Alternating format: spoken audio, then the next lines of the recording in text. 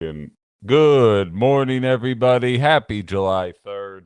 It's Ben Cominos. It's outside the box. What? Did you think you were getting a day off just because it's a holiday? I have terrible news for you. I never take a day off.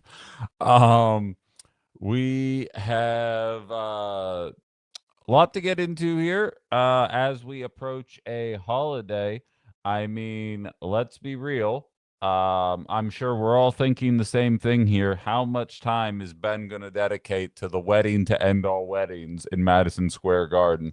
Well, the answer is the entire 2 hours. I'm just so excited for the marriage between Travis Kelce and Taylor Swift that I figured this would be the best moment to dedicate a full 2 hours to talking about what I think the dress is going to look like, what I think the decorations to people on TikTok already having a certain reaction, what I think the decorations are going to be like, how many people I think are going to be lined up outside. I mean, what else is really happening in America for us to really talk about?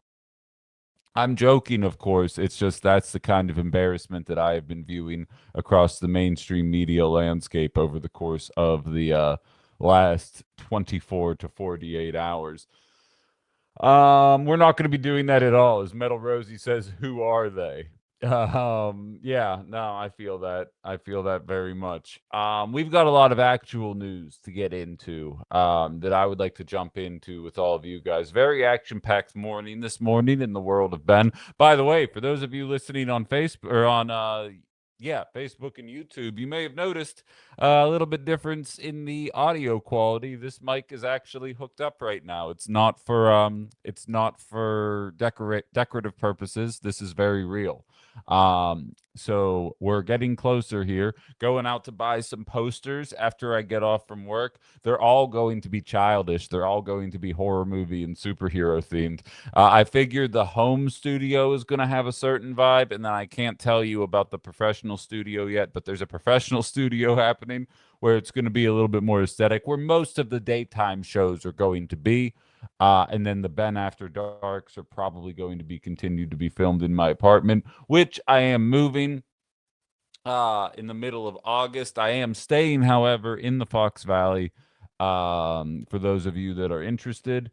So I won't be leaving. I'll still be in Wisconsin. I'll still be doing Wisconsin news, so on and so forth. Good morning to everybody trickling into YouTube. I didn't know what to expect in terms of turnout on a July 3rd. I'm assuming most of you have the day off. I even got a call from a friend of mine at 8:57. I just answered the phone, went 3 minutes, and they were like, "You're doing a show today?" I said, "I don't get holidays. I'm employed. I'm self-employed." Um, Allie saying low key need me back in PA. I'll get there eventually, but I did tell my dad yesterday on the phone it's probably going to be a while before my next PA trip at this point. Um, Anna saying the stripes on the Jack Skellington are giving a Pugsley vibe. I dig that.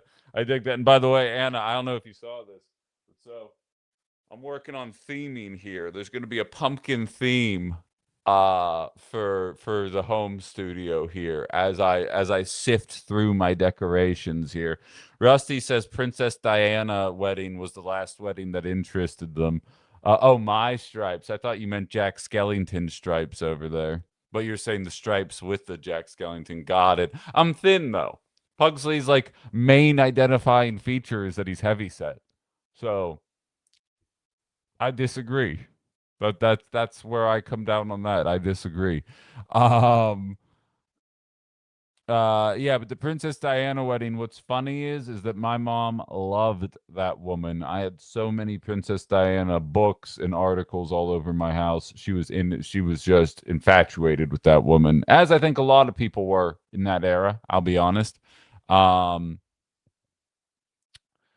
Not me. Not me. Couldn't have cared less.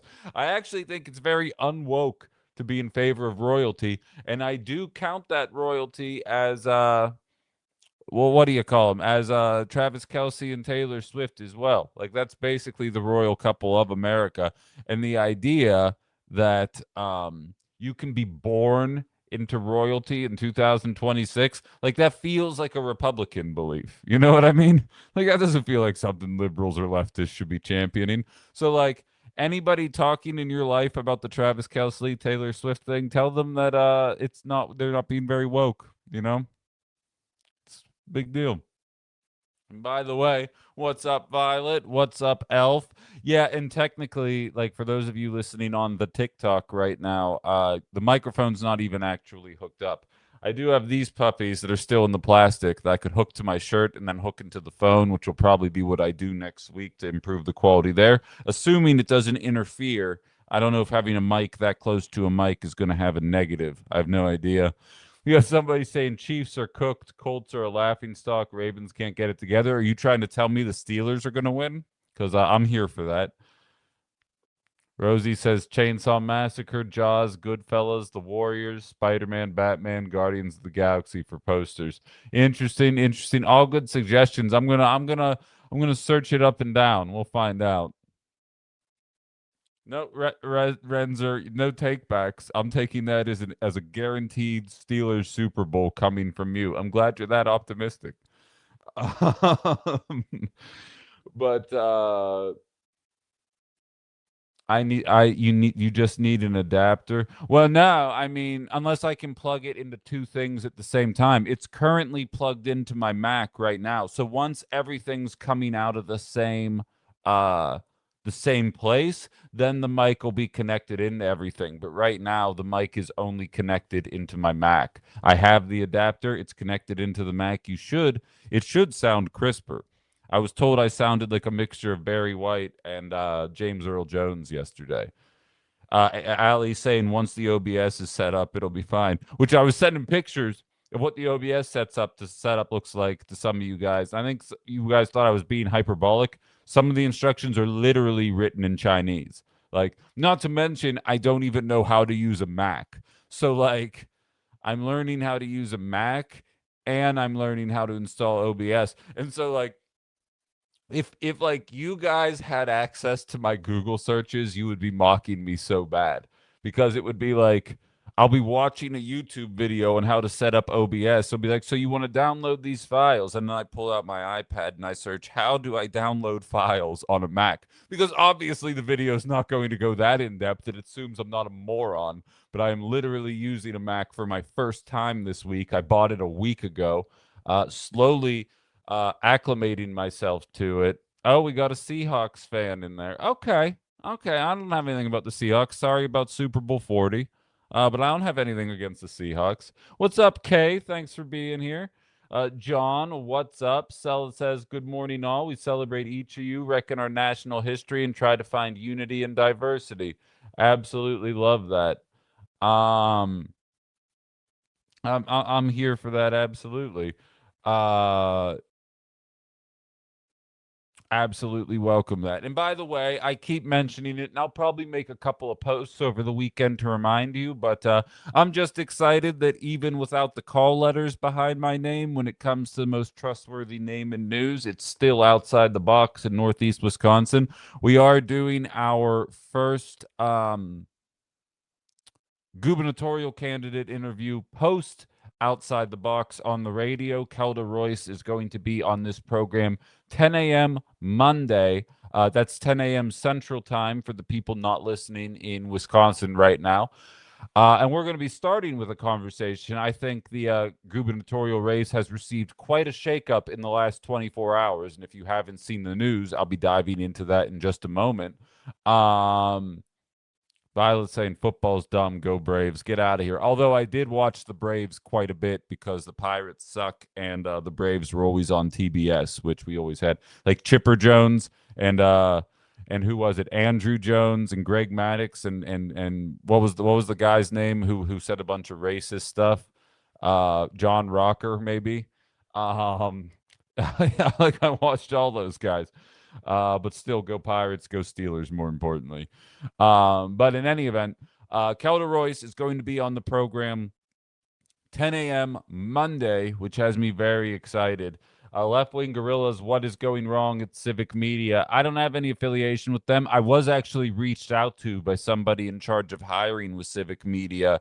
Literally the day I got got fired last Monday. and they told me they essentially weren't looking, they were transitioning into internet and shorts and things like that versus long form talk. That is the only thing that I know, and they said they'd be in touch with me, and I haven't heard from them um since that day. So it's been about it seems like they're going through their own shit right now, about 11 days. I mean, realistically, I'm not a misery loves company kind of guy, but it is kind of highlighting exactly the state of the radio industry when you see the layoffs at iHeart. Obviously, we lost the best local talent that Northeast Wisconsin maybe has ever seen, and obviously the civic media stuff going on as well. Massive changes in the infrastructure. It turns out the only people who are safe are the far right wingers that accuse Governor Walz of coordinating a hit job on a state representative who ended up losing their life to political violence. As long as you're doing that, you continue to keep having your own radio show. Anything else, if you highlight that the mass Virgin Army is unaliving people in the streets, if you highlight that the Trump administration is the most corrupt presidential administration in American history, if you highlight any of the things going wrong under the Trump administration, those seem to be the people that are losing their jobs right now. I'm sure that's a coincidence and not implying anything that I could be sued for. Um, but nevertheless, gubernatorial candidate on my program, 10 a.m. Monday. I'll have a couple of reminder posts. And for those of you on social media, actually, I only just figured out how to share my screen a little bit ago. Um, let me get this all situated first before I do that, though. But for those of you that don't follow me on social media, I want to show you the chart. I also have it up on my YouTube page as well. Oh, and by the way, shout out to the people at Minocqua Brewing. Thank you so much for allowing me to stream through what you guys are doing there as well. And anybody who's listening to me, it's a free opportunity to subscribe to Minocqua Brewing. Much as I suggest that you join what I'm doing on all of my socials, please consider checking out the Minocqua Brewing Company's stuff as well. They too are providing a voice for independent media to be able to say the things that they want to say, which is becoming a less and less common thing in 2026. But that's at least my attitude there. Congratulations, Susan, on passing 15,000 subscribers on your YouTube page. That's wonderful. That's absolutely wonderful. And you do great work helping people deal with some of the hardest moments in their lives. So that's great news, and I'm very happy for what you're accomplishing there.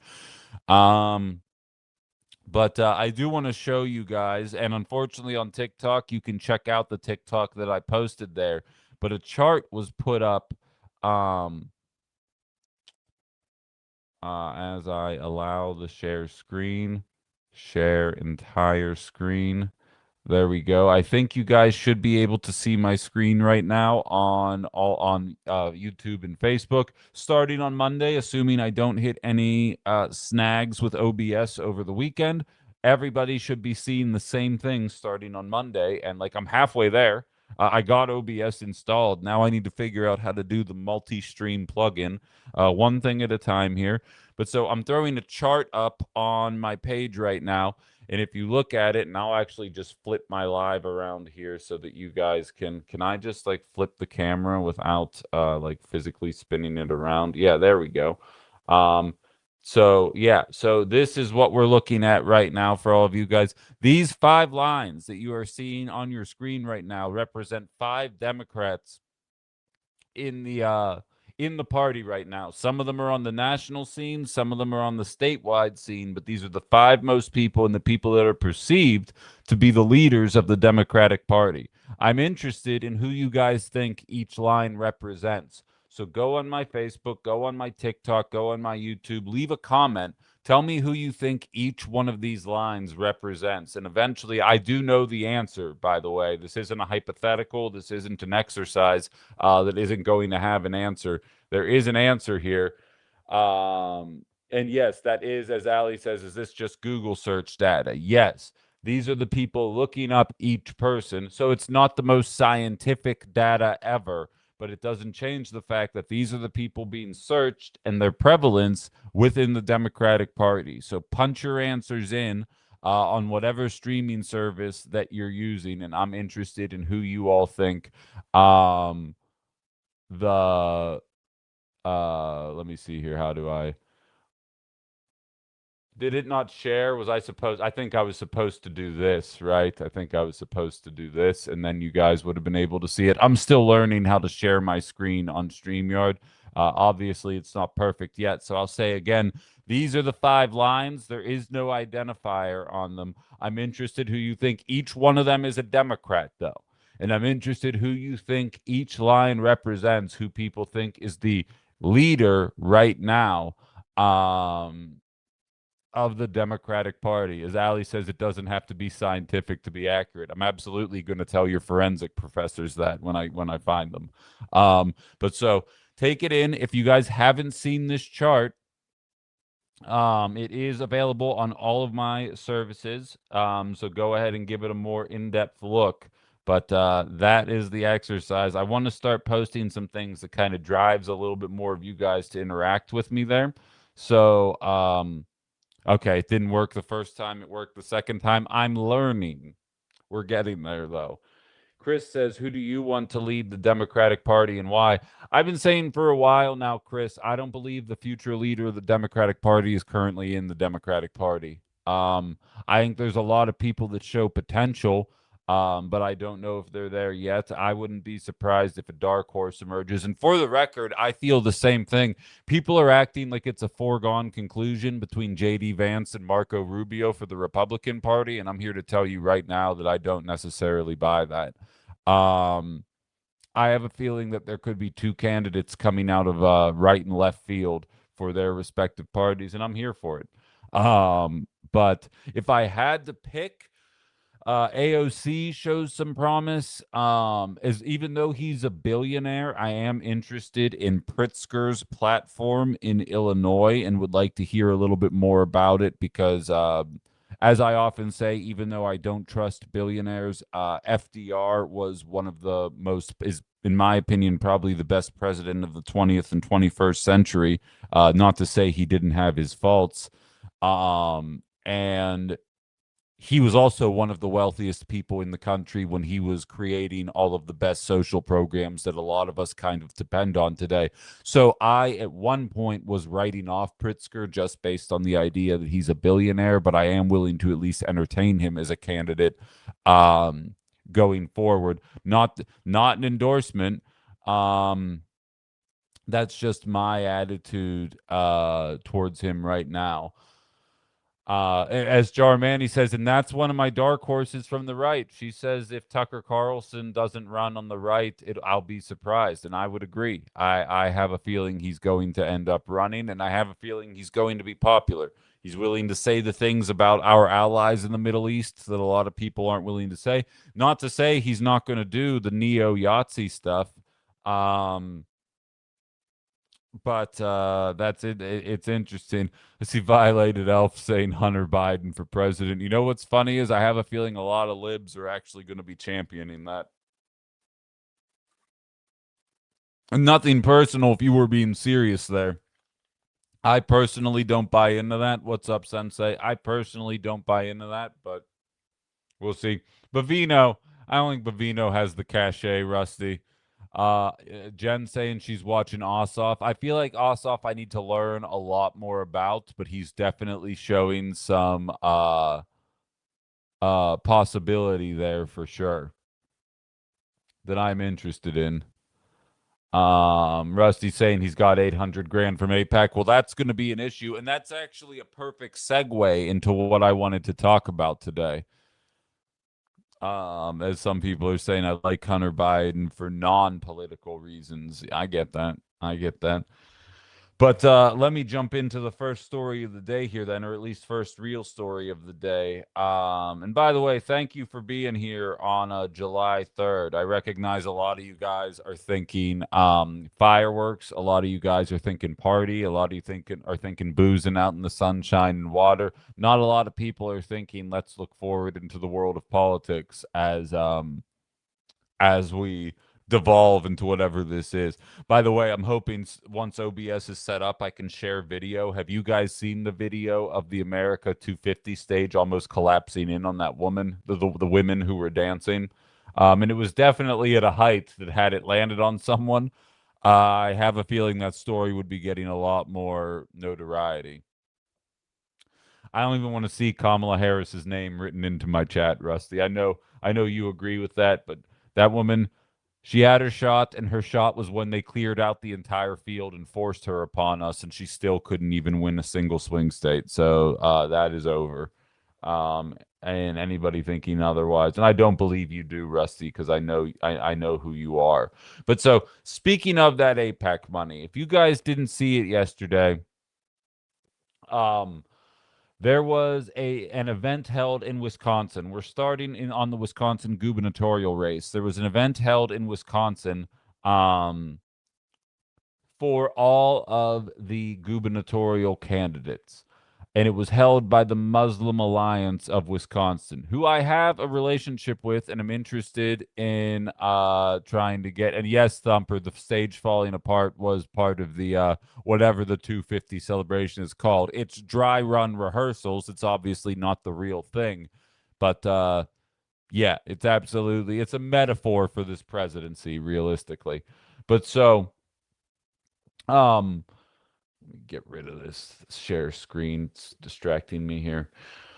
There we go. So the Wisconsin Muslim Civic Alliance hosted a forum for the gubernatorial candidates. The questions were written by the Muslim community of Wisconsin and sent in advance so that all of the candidates knew what they were going to be answering when they showed up. And if you haven't seen the picture, 4 candidates showed up. And I think that this one moment, to Rusty's point, I think this one moment is going to reshuffle the deck in terms of favorability in the race, at least in my opinion. Maybe not.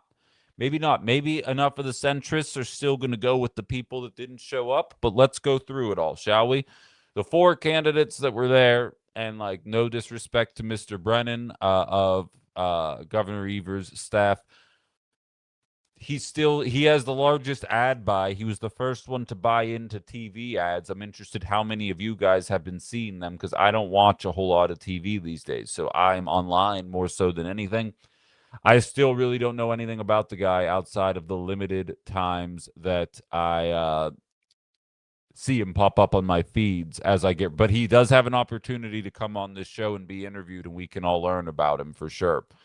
But so the 4 candidates were Mr. Brennan, and then Mandela Barnes, Francesca Hong, and Kelda Royce. Both David Crowley and Sarah Rodriguez both decided not to show up for the event, hosted again by the Muslim Civic Alliance, where the questions were provided. It is being reported at the last minute there were negotiations that asking about the big G, which I can't say because of TikTok, but you guys know what G word I'm talking about, taking place in Gaza. Asking about the big G shouldn't be a yes or no question. The WMCA stood firm that questions of morality are truly yes or no questions, meaning, do you believe what's happening is the big G or don't you?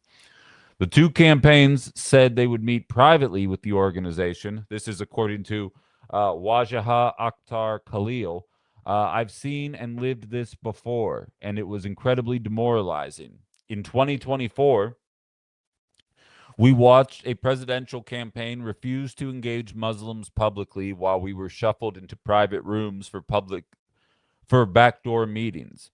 As someone who experienced this, I can tell you how deeply degraded it is to be told behind closed doors that you matter while being ignored, or worse, insulted in public.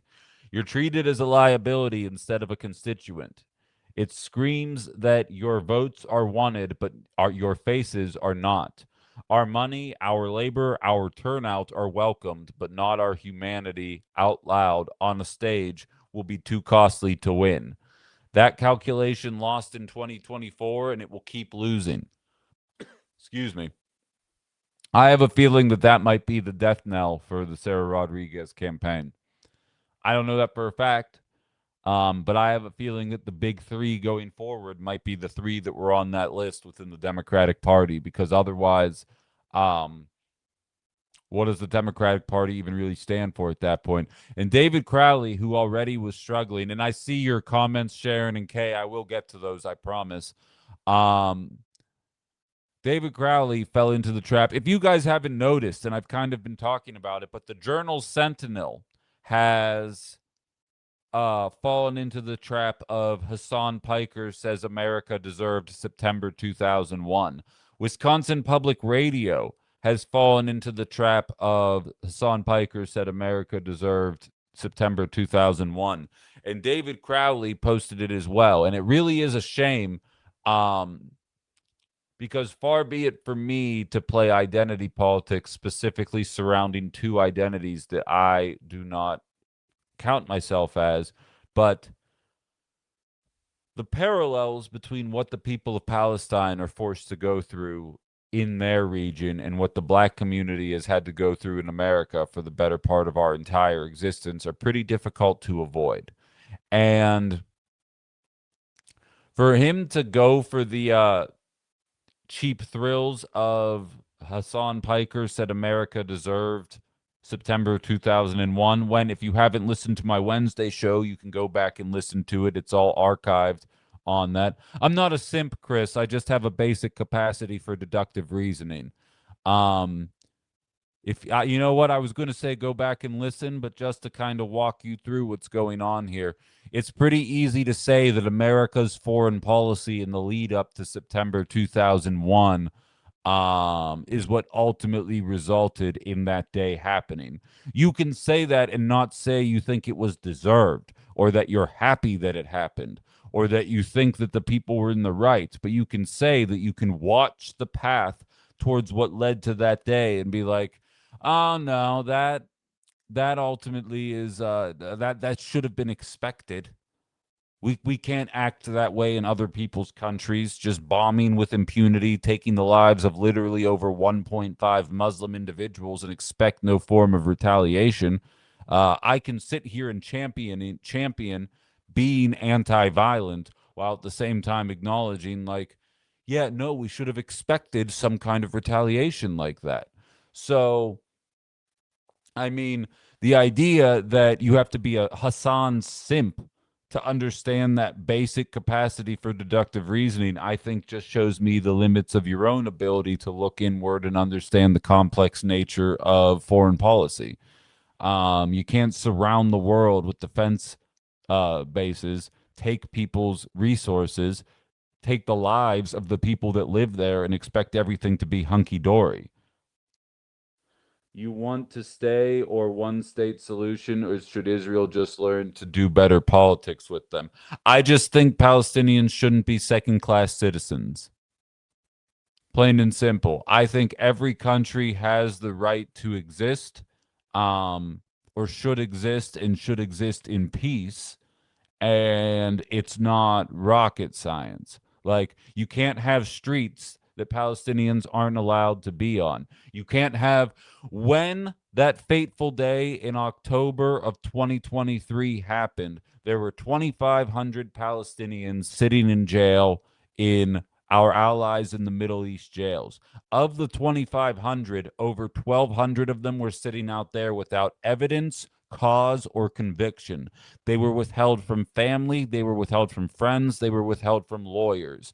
If you're asking me, can a two-state solution exist? Yes, but you don't get to do Guantanamo Bay to an entire population of people and expect that to be viewed as even, or Israel or our allies in the Middle East defending themselves. I refuse to pretend that I don't see what's happening right in front of my face. And I can't tell if you're a troll or if you're actually engaging sincerely right now, but I feel like I've laid out a pretty comprehensive and intellectual argument for why I feel the way that I feel. And the idea that anybody would go on Hassan Piker's show to do an interview automatically labels them as anti Semitic or anti America, I think is cheap right wing talking points. So when NPR parrots them, when the Journal Sentinel parrots them, when a black man from Milwaukee running in one of the most liberal cities on the planet parrots them, I question how much they're actually paying attention to the news and how much they actually know about the situation. And so and I appreciate all the gifts from people who are handing them in here. And so when two of the six mainline Democratic candidates for governor don't show up to a he forum with the Muslim Alliance of Wisconsin, I question how seriously they're taking the race. And I have a feeling you're going to see a major shift take place in the order of things. Because, Chris, if you're not listening in Wisconsin, it's kind of been a foregone conclusion. Mandela Barnes and Francesca Hong are making up the left. Um, Sarah Rodriguez is representing the Kamala Harris Center, and everybody else is kind of irrelevant. And I have a feeling that you're going to see Kelda Royce shoot up in the ranks, and you're going to see Sarah Rodriguez plummet. As a result, Crowley already wasn't polling too well, but I have a feeling you're going to see a little bit of a changing of the guard there as things continue to shift. So something tells me you left long ago because you didn't like hearing a little bit of the reality of the situation. That's fine. People trust me. If I know one thing, people will not listen to your show if they will demand your show be removed if you say stuff that they don't agree with. And by the way, Sharon said in regard to our leaders of the Democratic Party conversation, Sharon says, I like Mayor Pete Buttigieg. He's brilliant and well spoken, but unfortunately gay, which I don't think he could win. We can't elect a female president, let alone a gay man. Unfortunate. I feel like there's a lot of things running against him, honestly. Um, Ali Bree guesses that AOC and Mom Donnie are up the top. And thank you, Tim, for the Venmo donation. I appreciate you very much. You're fantastic. I appreciate the support from everybody and anyone who's looking to chip in for an independent creator. If you look at my link tree, which is available on my links on my Facebook page as well as my YouTube page, my Venmo is available there. So anyone that wants to throw a couple bucks my way, again, not crying poverty, but like I have some advertisers lined up, but that's probably not going to kick off until September. So I'm just kind of bare bones in it through July and August here. So if anyone has a couple bucks to throw my way, there's a link tree available on the YouTube and the Facebook. So please do help me out there. But so Mayor Pete is an interesting case, Sharon. I say the only time I ever feel like I lost in an interview is against Pete Buttigieg. The guy's incredibly bright, well spoken, and he walks circles around me when I interviewed him on my radio show. I do think there's a lot of red flags against him, and I think he's centrist liberal politics personified. A lot of fluff and positivity without a lot of backing behind it. But I also believe, and I've been making this joke for the last 2 years, I think the DNC has Pete in a lab right now, pumping him full of the exact right percentage of leftist attitudes to say to the public. So maybe he ends up coming out, but his affiliation with McKinley, the hedge fund, his attitudes, and again, I don't know if Democrats are going to be able to win without disavowing our allies, at least in the immediate future. I think it's a prevalent enough issue. And I've said it on my radio show, and I'll say it again. I wish the retirement age generated the same kind of fervor that Israel Palestine did. I wish the impact of Reaganomics impacted us the same way that the conversation of the Middle East is impacting us. Like, I wish there were economic policies because I think a lot of people listen. They say it's happening halfway around the world. Why does it matter? It matters. It matters because it's who we are. And I just think, as an actual anti-war leftist, I need to believe that the people representing us in the Democratic Party exhibit anti-war beliefs. And I just don't know that I believe that the Democratic Party is capable of that right now in its current standing. There's a lot of people that say that leftists should break off and start their own party. I get mocked when I say I don't think they're ready for that yet. But I get why people think that. I absolutely do. KG's asking a Pritzker AOC ticket. I wouldn't be surprised. I wouldn't be surprised. What's up, Craig from TikTok?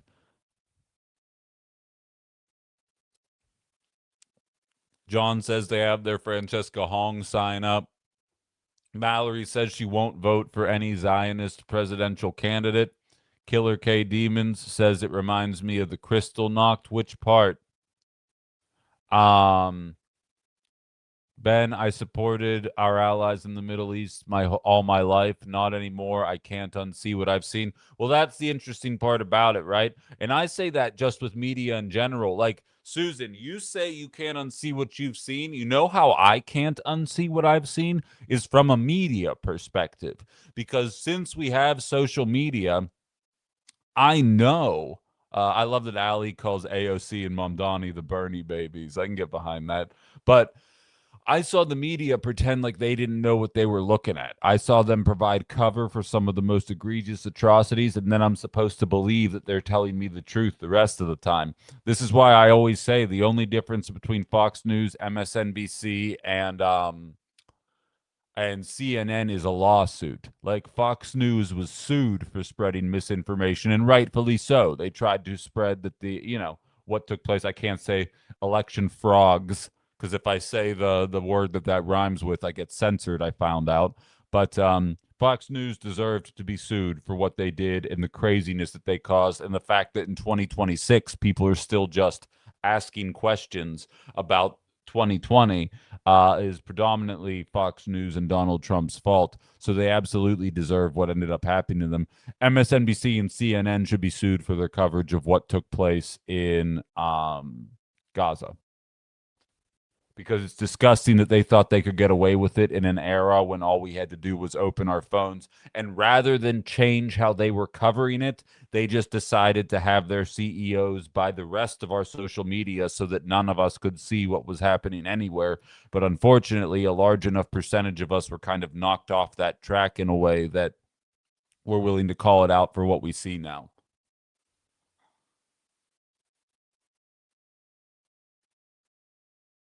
Thank you, Michelle. I appreciate the Venmo.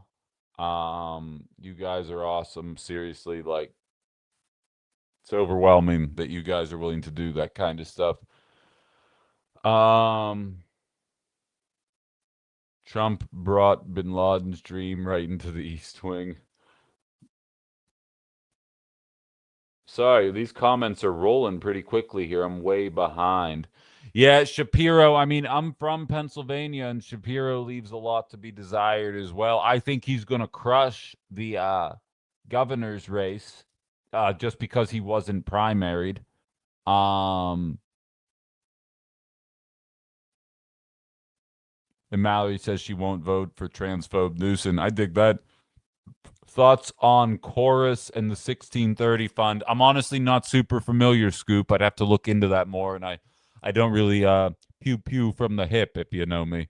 But I can look into that. Somebody screenshot that on TikTok and send it through the Discord chat, please. Moondog says earlier this year, Congress voted to exclude offensive weapons to our allies, and it failed. Of course it did. Of course it did. And we were supposed to be excited because it came closer to passing than ever, but still failed, which is exactly how the Democratic Party works. Killer K Demon says he couldn't vote for Shapiro for president. I think a lot of people do. And that's what's funny. I used to do this show with the professors, one of which is a Jewish man, and he would say, he would talk about Shapiro as one of his favorites, and he said, but I don't think the progressive left would be willing to vote for a Jew for president. Meanwhile, like the king of the progressive left for the last 20 years was Bernie Sanders. Like the idea that it's all coming from hate or anger, I think is very easily disproven, especially as I know the majority of people who are watching this show right now have been with me for a long time. A handful of you are newer to the party, but probably can still tell what I'm about. But I think you can tell I'm a pretty accepting dude. I never do anything from a position of hate or frustration. And I just know what I'm looking at in the Middle East. And I think pretending otherwise and then vilifying people that go on their show. Again, I did the segment 2 days ago. The Guardian used to have bin Laden's letter ready to read for anybody who wanted to read it. After the aftermath of October 2023, everybody went and read the letter. We were all like, wait a minute. All this stuff was happening in the lead up to September 2001. Why doesn't anybody tell this part of the story? Why do we always hear that they were after our freedoms? Why do we always hear that it was because they didn't like that we were so free and we were doing all these things that they couldn't? Why doesn't anyone tell this part of the story? And when people started waking up to that, rather than having the conversation, the Guardian responded by getting rid of the letter. You can still find it, but it's a lot harder to find than it was post October 23. It's not an accident. Um, I feel that. Susan says she stayed home for Hillary and Trump first time. I did. Well, I went, but I wrote in and I wrote in Batman. So I don't think my guy was even close. Yeah, it definitely wasn't the freedom aspect. It's a BS line of thinking, but that's what they told us when we were kids.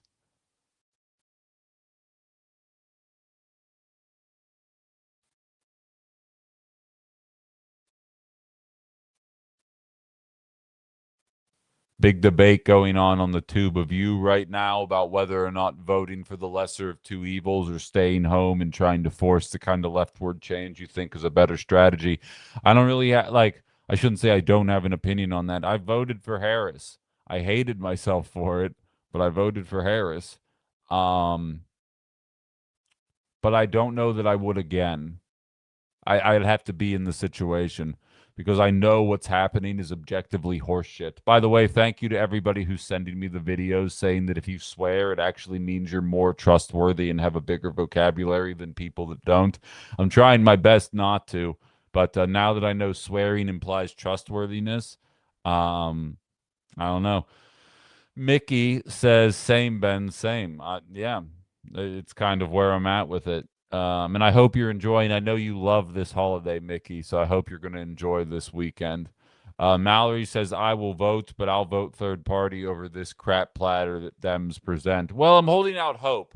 Although the fact, and I kind of covered that earlier in the week, that they're saying they're going after this mythical right wing voter who's mad at Donald Trump about the economy. They'd rather try and appeal to that than the leftists who are winning elections all over the country right now. Shows that I don't think a lot of lessons have been learned yet, and we still have a long way to go before we see the Democrats embrace the people that are actually the base of their party.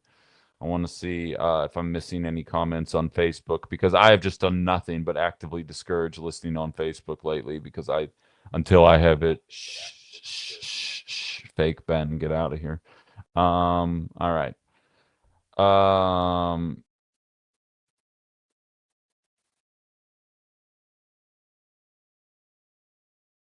when we were talking about who's the leaders of the Democratic Party, he says, one guy, Ken says, how about Ben? Which maybe one day. Um, And Shaggy says, typical quorum. Nice, Jack Skellington. I appreciate that. And I assume that's you right there in the YouTube chat as well. Yeah, I'm working on it here. We're getting there. Yeah, fake Ben was, did you hear him talking there? It's is that how I sound to you guys? Swearing also helps with stress regulation, without a doubt. That's why it was extra excessive in the immediate aftermath of being laid off. But it has tapered back into my normal layers of swearing again. I'm telling you, I got a dozen or so comments that like I love your show and I intend to support you, but I don't know if I can support you if you keep cussing as much as you are. I'm like, well, if that's the driving force, then you know. But I'm working on it. I feel like I've made strides, so we'll see what happens. Crypto says, I'm a rep. I'm glad I found you because I can learn from you compared to the rest. I appreciate that, Crypto. I'm glad you found me too. Um, yeah, it is Boomer Talk, Sensei. You're not wrong. But told a certain radio station when I was hired that if you bring me here, I'm going to bring young people to the station, and I did. There's freaking college students listening to me right now on TikTok. Like I brought younger people to the station, but that doesn't mean that 70% of my audience wasn't still over the age of 55 and used to a different type of delivery. And what's funny is every person who was commenting on my cussing did find a way to work that into the message. They're like, look, I know I'm out of touch and this might be a little more normal for your generation, but I'm just not used to hearing it.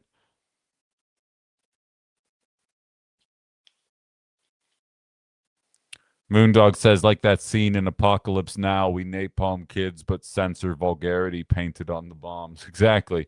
Wasn't that the whole point of the South Park movie from the late 90s? Like, we start a full blown war with Canada, and there's just dismembered people everywhere and violence everywhere. But then Kyle's mom is like, remember, over the top, deplorable violence is okay as long as nobody's saying any naughty words. And I'm pretty sure that was the whole point. That was in 1998, and here we are in 2026, and not a whole hell of a lot has changed.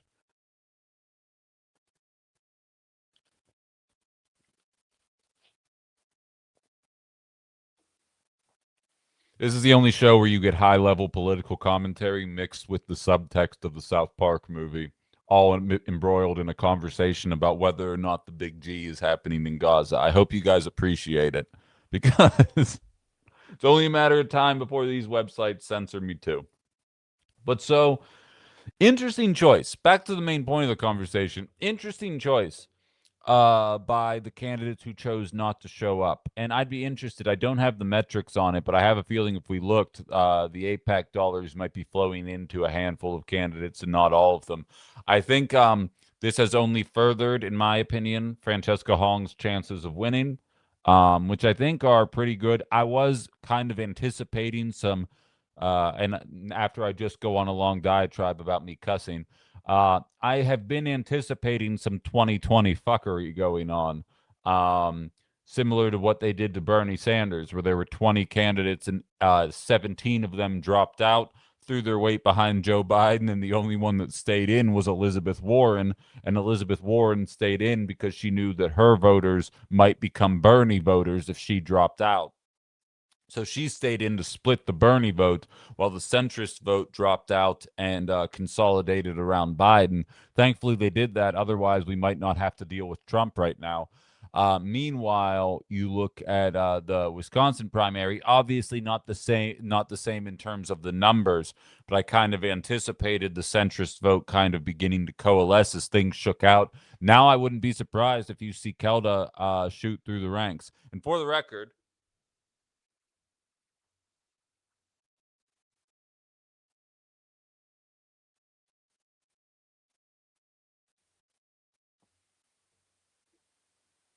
this isn't because she agreed to come on my show. Here's Sarah Rodriguez's card. We met in person when I spoke to the 7th District Dems back in May. I fully intend to get her on the program and ask these questions myself. And I'm sure she'll be willing to come on and have that conversation. But just to be clear, I recognize that it might seem suspicious that Kelda agrees to come on the show. This is all happenstance. It just happens that they chose to blow off the Muslim Alliance. David Crowley earlier in the week chose to condemn Francesca Hong for going on Hassan Piker's show. And Sarah Rodriguez chose not to show up either. Please do, Killer Demons. I welcome any and all insight. Rokana Rusty is up there. He's actually been on my show before.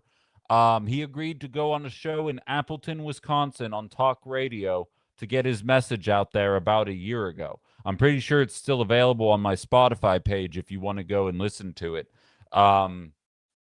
Just type in Rokana Ben Cominos. I have to believe it's the first thing that pops up. But yeah, I do like a lot of what I hear from him. I think he's a good dude. I think he's got a lot of good ideas. I think he speaks a lot of truth to power, and I hope he's gearing up for a run. He's on the right side of the conflict in the Middle East. He's on the right side of Jeffrey and the island. He's on the right side of economics. He's on the right side of healthcare. And by the right side, I mean the left side. In case you were wondering, I don't mean the literal right side. I think he's got a lot of good policy out there. Yeah, I'll try and find them and put them on YouTube. I'm also considering resharing. I also have an interview with Francesca Hong available on my YouTube page. Um, to go along with the Kelder Royce interview. I will try to reach out to Hong to get her on my independent show, but I also know that she's got a pretty full plate and she's already given me a half hour of her time. So I don't want to be greedy, but I wouldn't mind talking to her one more time in this capacity where I'm not kind of beholden to the FCC airwaves rules. But only time will tell on that front. But I'm going to get everybody who wants to come on. And it does speak volumes to me that Kelder Royce's comms director reached out to me to come on this show because it just says to me that, well, let's just say when it comes to who the audience of Northeast Wisconsin trusts to get their political information from, it's nice to know that I'm still high up on that list in the eyes of a lot of people, which is great. So with that, okay. What are you saying here? Ro Khanna has proven to listen to voters and adjust his ways. I like that about him. Rusty says, yes, he has done good work.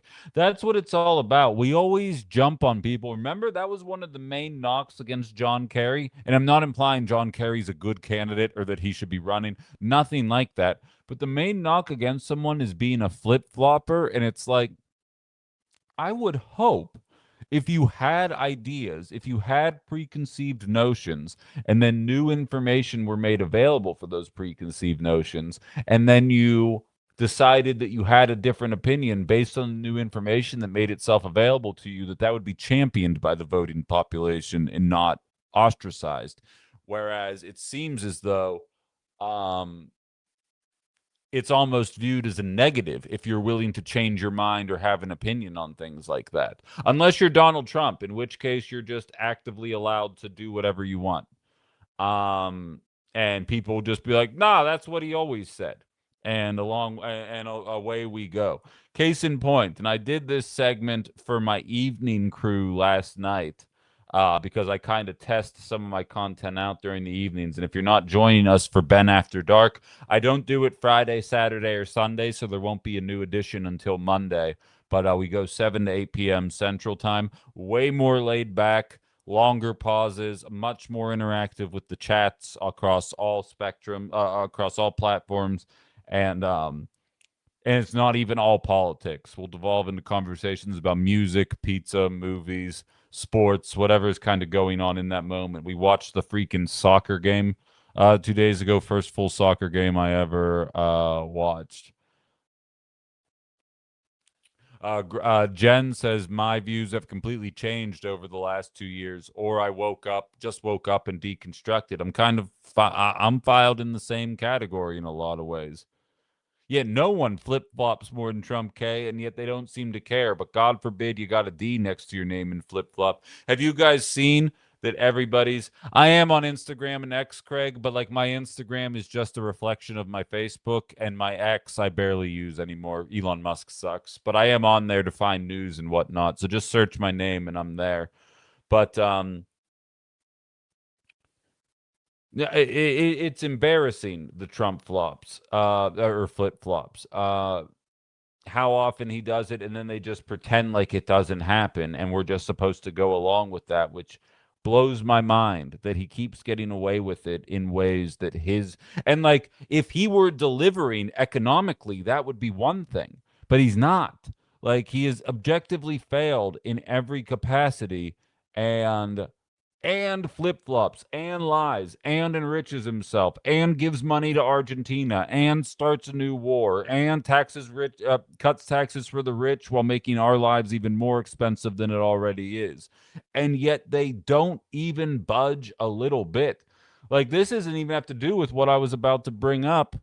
Hold on, TikTok thinks I'm a robot. Bang, I'm not. Mother Hubbards, I'm a person. Case in point, and I'm sorry for the Bush League approach. Hopefully, this is the last day. Rusty says McConnell 2028.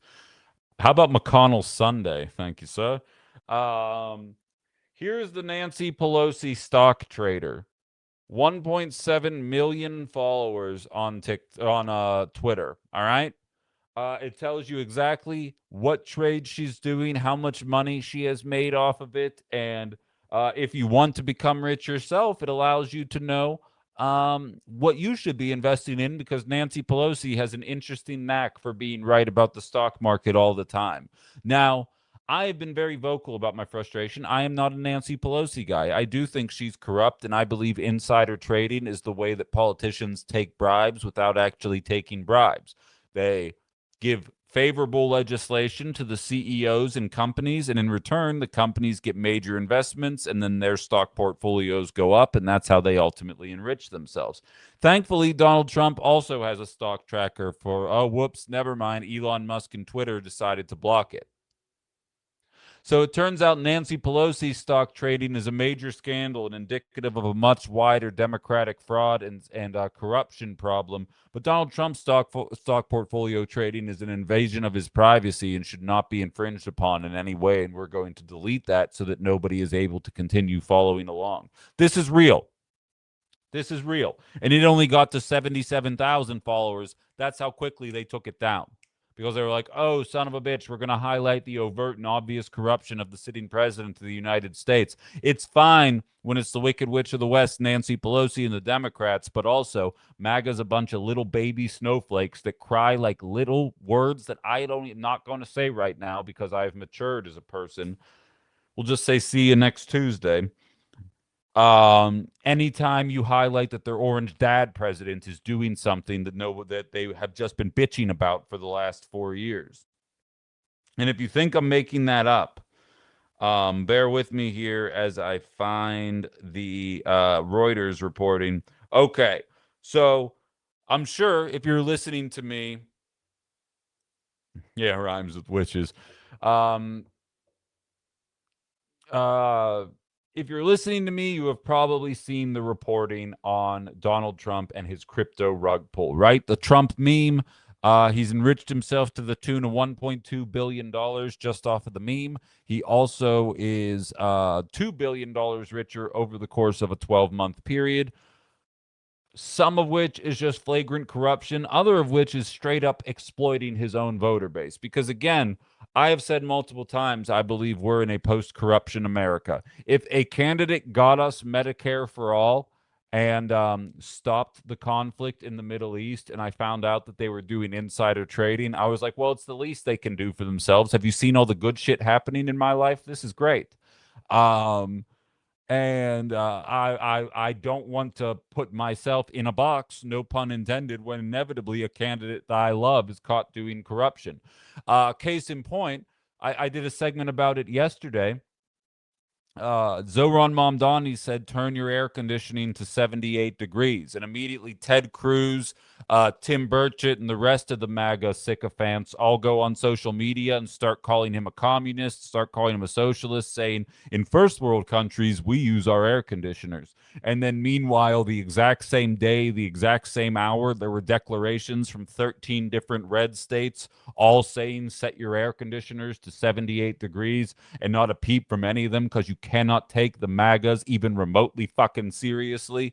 And I'm sorry that I ever even pretended that there were 3 brain cells for them to all share. And I'm so happy to be liberated in a way that I can say, if you're not going to be consistent, waka waka MAGA, you might be a couple of fucking morons. Case in point, Reuters is reporting, and I'm going to go into a direct quote right here.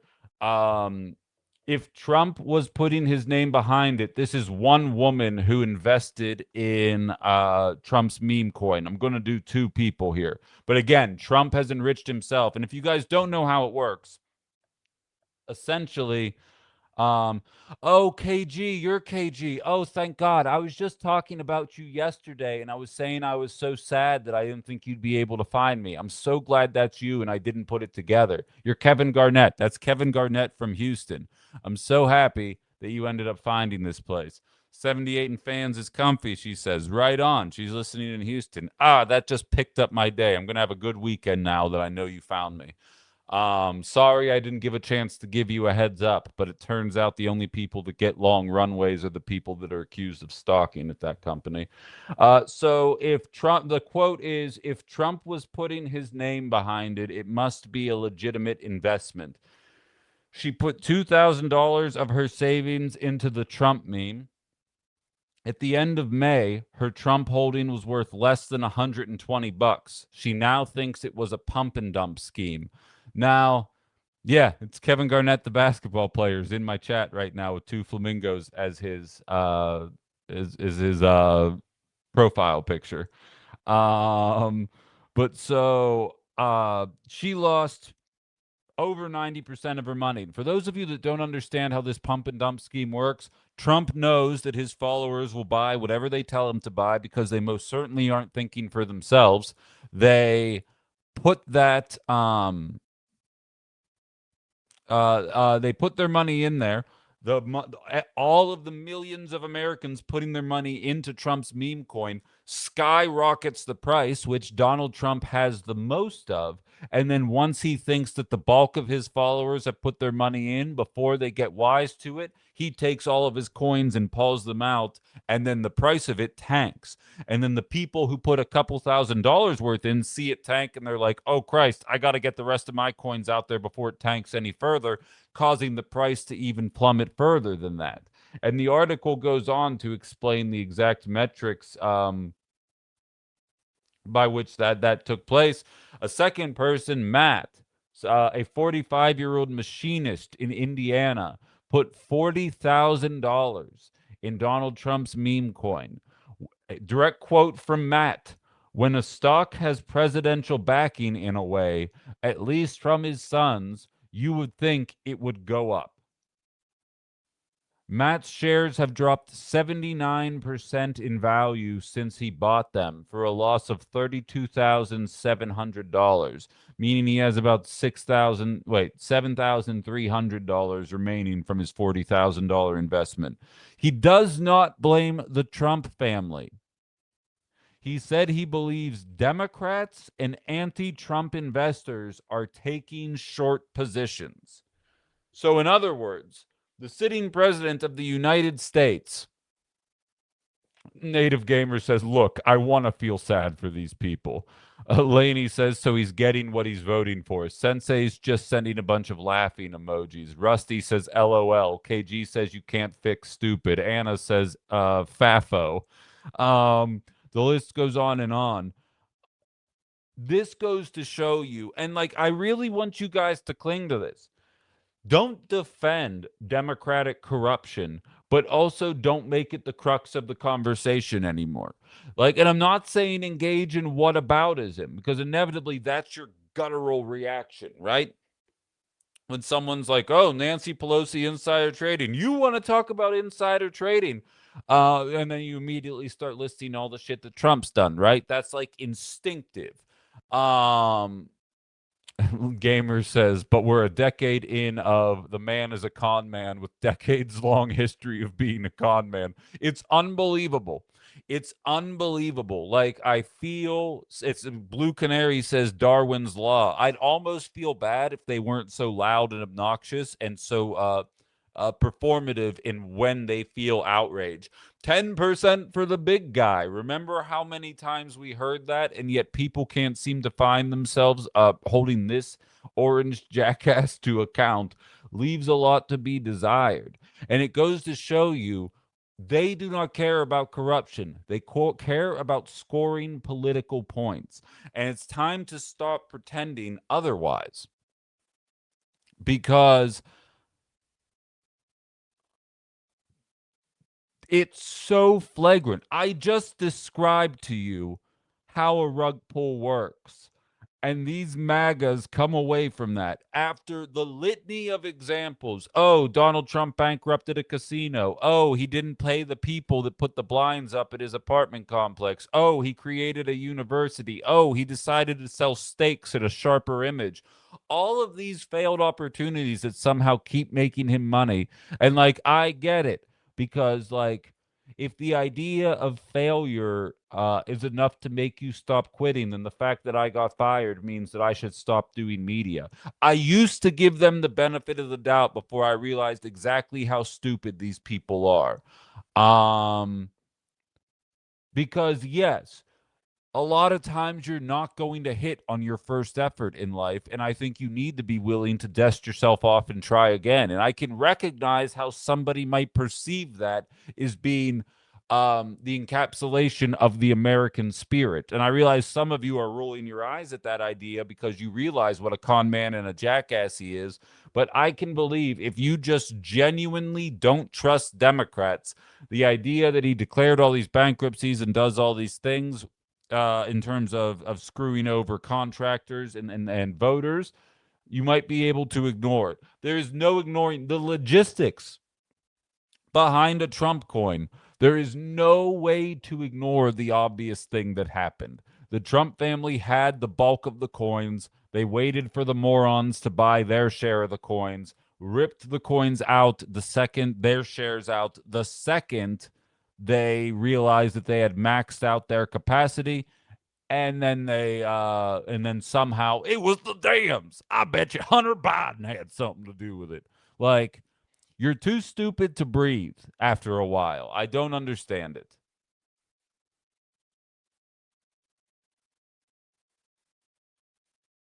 Anna says if each failure robs the people around you, maybe he didn't fail. That's a fair assessment. Robert says if he's from Indiana, a fellow Hoosier, they will bend themselves into all manner of pretzels to defend Trump here. Hoosiers are, as a plurality, will not leave Trump. But like, this should be eye-opening to everybody. The idea that Democrats have spent the aftermath of the primaries in New York and the primaries in Denver saying, let's not reach out to the left. Let's reach out to the disaffected MAGAs mad about the economy. The fact I realize two people does not a group make, but the idea that there are people willing to blame the Trump coin rug pull on Democrats means that there isn't a large enough chunk of disaffected MAGAs for the Democratic Party to pursue, and they should actively begin engaging in left-leaning politics because MAGA's not waking up. All right? It's pissing me off now the further I get into it because it's a layer of stupidity that cannot be avoided anymore. And I wasn't allowed to call people stupid for the last 4 years. For those of you that are longtime listeners, you might remember me always going, now, I would never call anybody stupid, but this feels like stupid behavior. That was me finding my workaround because I was told I'm not allowed to call stupid people stupid anymore. Now, waka waka, I'm allowed to say whatever I want. And if you're blaming Democrats for the fact that your orange dad president screwed you over in a cryptocurrency scheme, you might just be stupid. And that's not, you can get smarter. You can read books, you can educate yourself. And I'll be like, oh, you're not as stupid as you used to be anymore. That's good.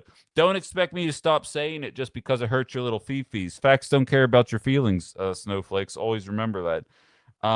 Let me check my Facebook comments here really quick.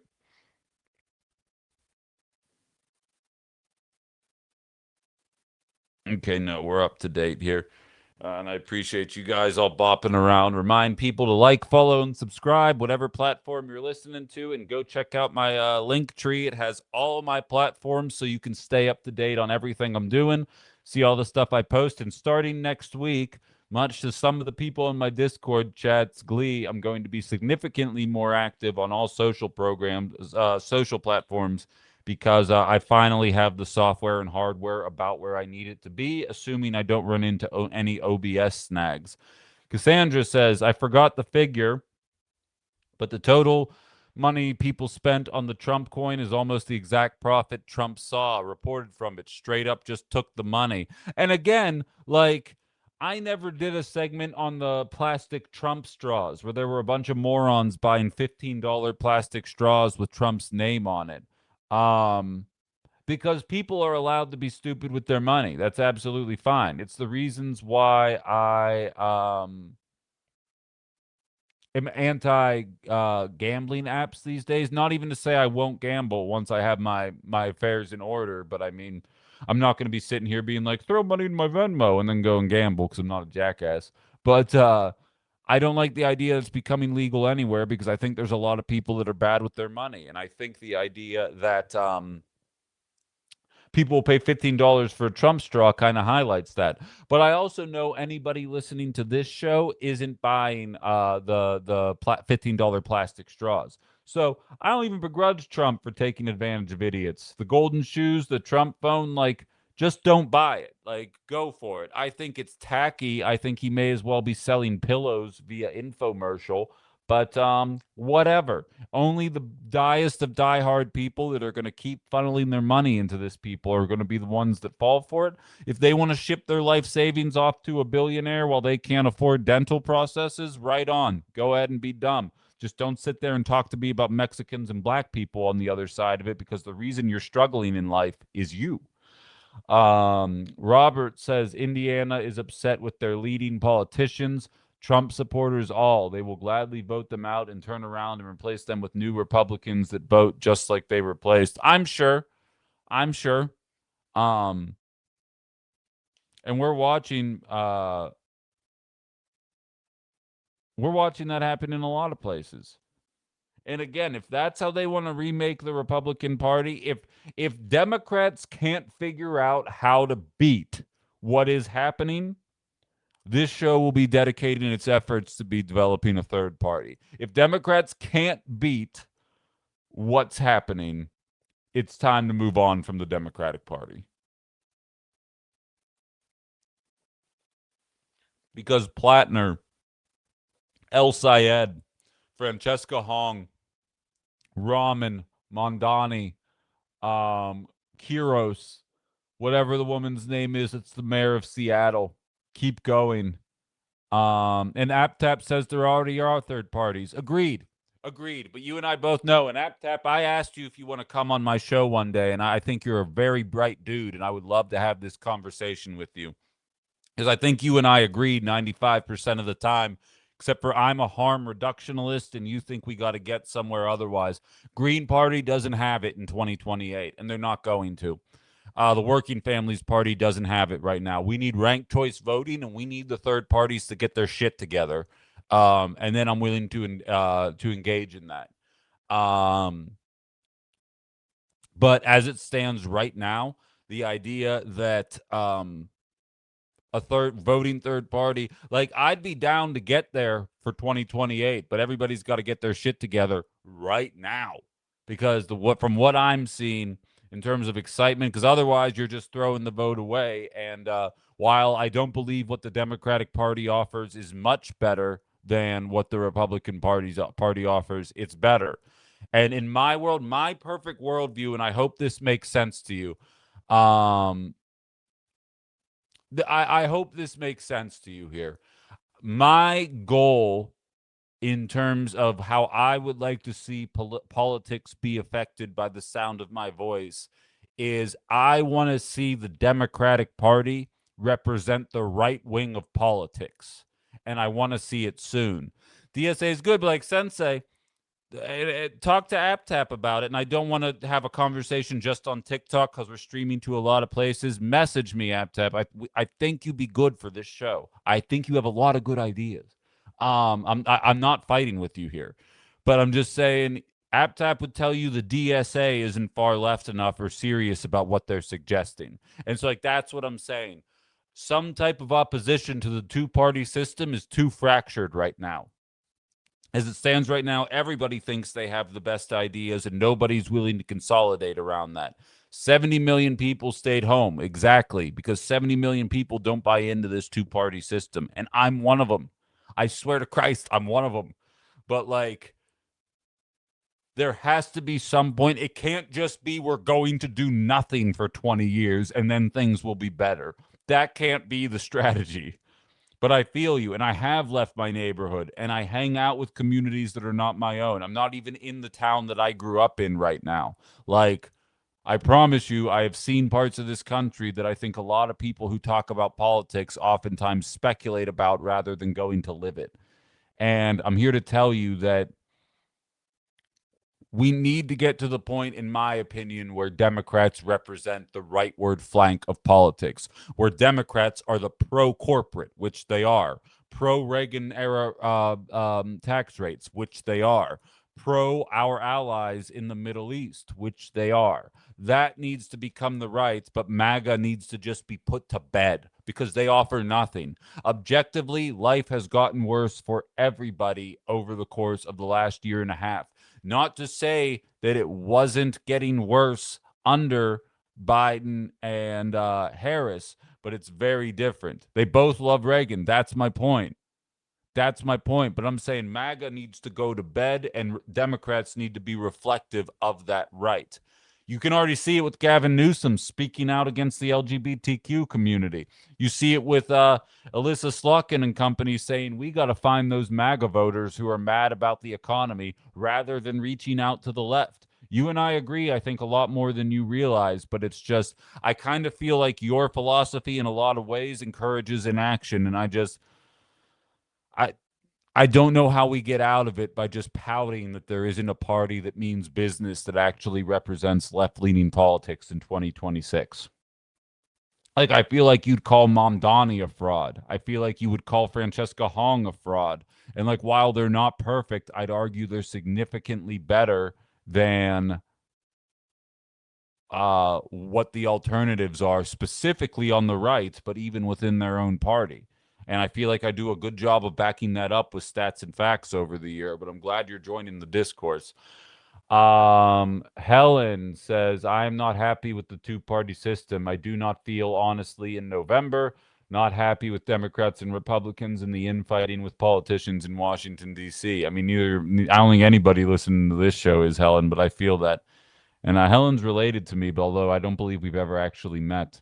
You can tell by that super Greek name. Vlahikis. Newsom was dating a teenager when he was 38. Hard pass. He's a creep. Yeah, I kind of feel like he's a bit of a jag. Like, I feel like that's pretty obvious in the way that he carries himself. But so I feel like this Reuters reporting kind of puts the idea of reaching out to the Republican right to bed. And like, as the gubernatorial candidates for Wisconsin reach out to this show, I'm going to intend to question them on this kind of stuff, because you guys have told me you want me to work on my hardline questioning for Democrats, because I don't think Republicans are going to agree to ever come on this show because they can't defend any of the shit they're doing. But I think Democrats view me as a safe space. But we're going to need to get some answers because the Democratic Party leaves us in a lurch quite a bit as well. And it's kind of hard to avoid that reality.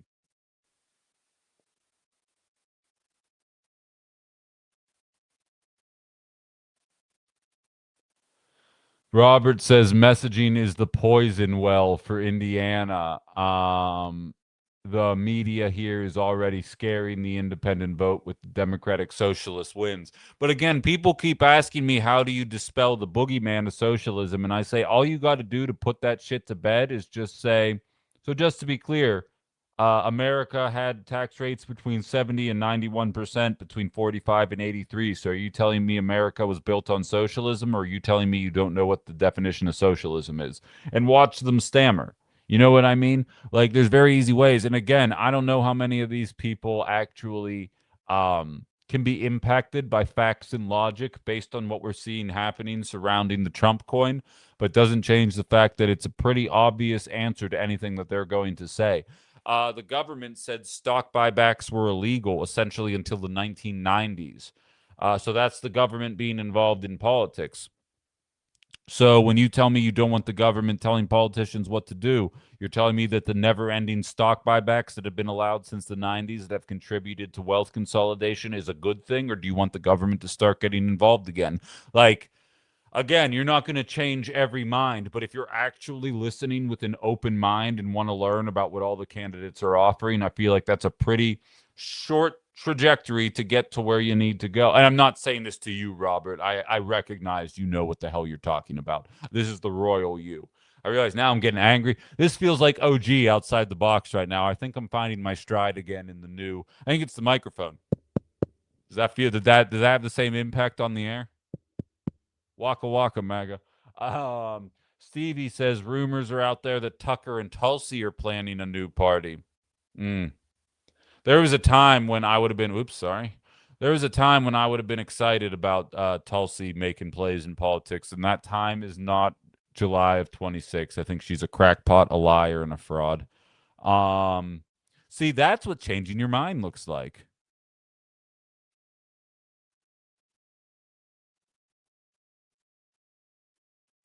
Mickey, what do you mean you thought of OTB when I joined? It's still called Outside the Box.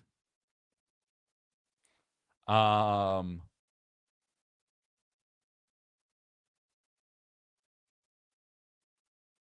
Yeah, and if KG and anybody listening, 'cause I said you don't think you'll be able to see a lot of the morning shows. Every morning show you're listening is archived on my Ben Cominos YouTube page. I believe it's archived on the Minocqua Brewing Substack as well. So subscribe to both of those, please, as we move along, because that helps me and obviously helps Minocqua as well, who's agreeing to kind of help keep me afloat a little bit here while I'm in the interim post job, because you have no idea. Yeah, man. OG OTB. I feel that. Yeah, I wake up angry every day, Sensei. That's kind of my thing. The mic tap is a bit quieter. Maybe if I jack the volume up. Also, I'm tapping it lighter than I used to because now I care if I break it.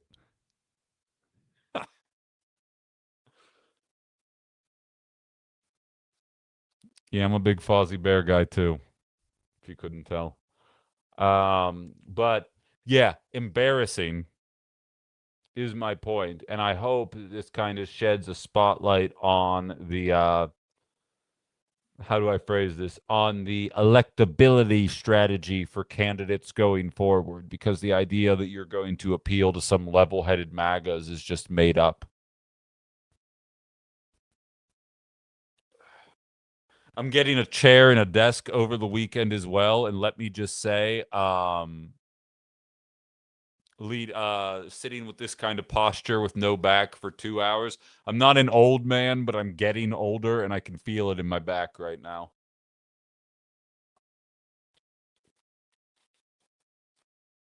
Robert, out of curiosity, were you listening to my show in Indiana when I was on the radio? Or did you just find me in my post radio life? Because I love that someone from Indiana found me. And I said, I wasn't able to reach out to all of my national listeners. And like 40% of my downloads when I was at the station came from around the country, which is incredibly frustrating that I kind of have to rebuild all of that. But yeah, just out of curiosity, did you know I was a thing? So I'm going to bring my share screen back up. I want to answer the question here, and I will answer it via socials as well. But I want to share my screen with you guys here as it's kind of working itself out. There we go. I'm going to bring this chart back up here.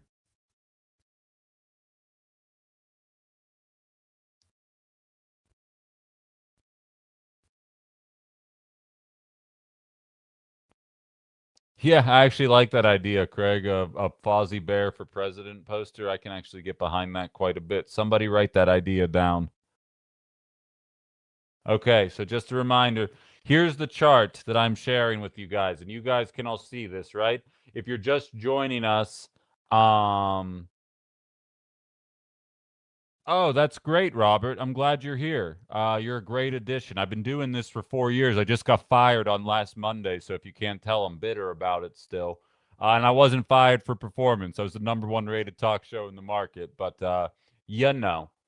If you don't say what the people want you to say, sometimes shit hits the fan. So these 5 lines, if you didn't see this at the beginning of the show, these 5 lines represent 5 people within the Democratic Party. And I was asking you guys to make your guesses about who you think they represent. This is based on Google searches. Who you think each person is. And now I'm going to give you guys the answer now. We're not going to deal in hypotheticals. So I'm going to talk for 30 more seconds as everybody gets their guesses in, and then we're going to rattle off who everybody is. And I have a feeling you'll be able to guess a couple of these. Nurse Life, I don't know who that is, but I'll have to look into her for sure. Um, all right, without further ado, everybody lock in your guesses. Blue is Zoran Mamdani. Red is Gavin Newsom. Yellow is AOC. Green is Chuck Schumer. And orange is Hakeem Jeffries. So the people that are quite literally the leaders. Um, are actually at the bottom there. Zoran Mamdani very obviously in first place over the course of the last 3 months. And what surprises me most is that AOC and Gavin Newsom are viewed through the same lens. Now, Gavin has been much more vocal in terms of like clickbait type of shit, like the way he trolls Trump and all that stuff, whereas AOC's been a little bit more on point. Laney puts it better than I can. Fuck the bottom two, and I'm right there with you. Let me get back to not sharing my screen here. Bow.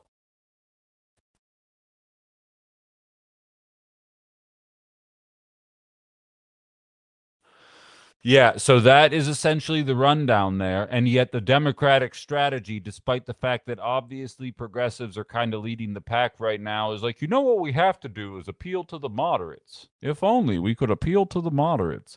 Like, eventually, much like we're calling the Trump meme coin people morons for blaming the Democrats, eventually, if centrists are still going to say we have to go further to the center, maybe even center right before we're going to win, eventually you're going to have to learn a lesson.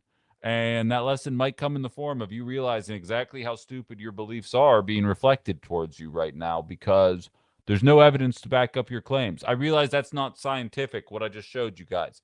That is a trend for the last 3 months for the Google searches. Doesn't change the fact that that's who people are Googling more often than not. Where the sidewalk ends says, "Oh, so you're like hot, hot." Do you mean hot as in angry as or hot as in attractive? Either way, I appreciate it. I don't think I'm hot attractive wise though, so if that happened. Oh, all right. All right. I dig that. I'll take that as a compliment. Thank you very much.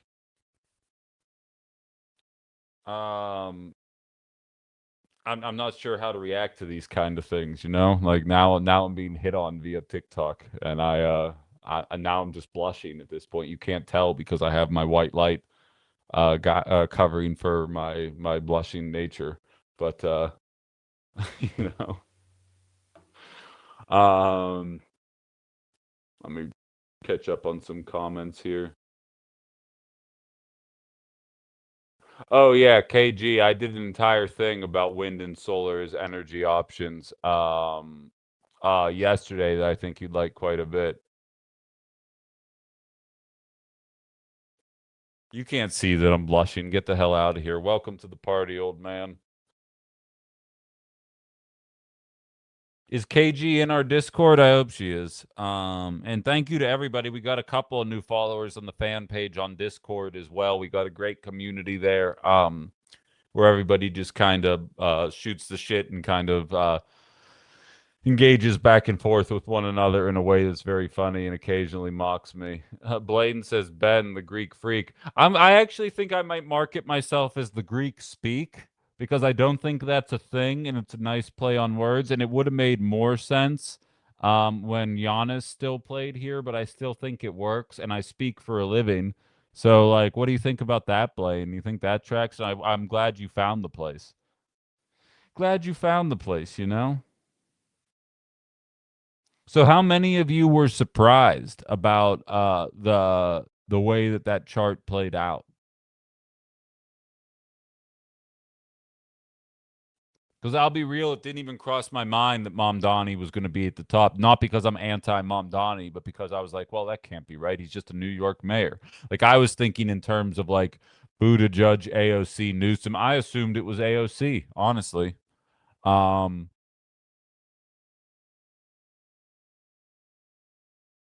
but it's wild, nevertheless. Indiana voting habits and rural voters all vote straight ticket Republicans.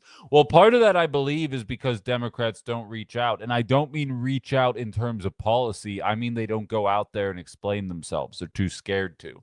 And I mean, hell, to a certain extent, I watched the videos of Lee Snodgrass running around knocking on doors, and it seems like she runs into quite a few rude people. And I'm sure that's par for the course, no matter what party you are obliged to be a part of. Um, but it's interesting for sure. Rusty says Zoran equals America's mayor. That's what's funny is that was actually Rudy Giuliani's moniker post September 2001. And I would argue you're right, at least in the eyes of progressives, that Zoran is infinitely more reflective of, I think, what the mainline leftist Democrats want to see across the country, more so than anything coming out of Rudy Giuliani's mouth.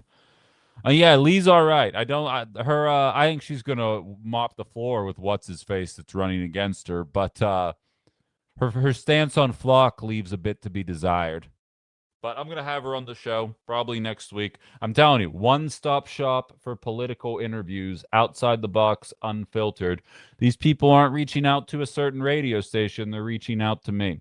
So I'm still gonna be that voice for the Fox Valley and Northeast community at large, and anybody who wants to listen around the nation too. And for the record, I'm reaching out to Summer Lee of Pennsylvania. I want El Sayed of Michigan on this show. We're going to be doing national interviews on this show. I just got to get my bearings and maybe up the ante a little bit on my views for people to take me seriously. But as long as you guys keep showing up and supporting what's going on, and that includes all you at Minocqua as well, this is going to become a pretty decent sized operation. I refuse to not let it be. And I can't give away too much, but the professional studio and the way I'm visioning it in my mind's eye is definitely going to help us on that front very much, and I'm excited to show it. Securitron, good morning. Welcome to the party. I think you're new here.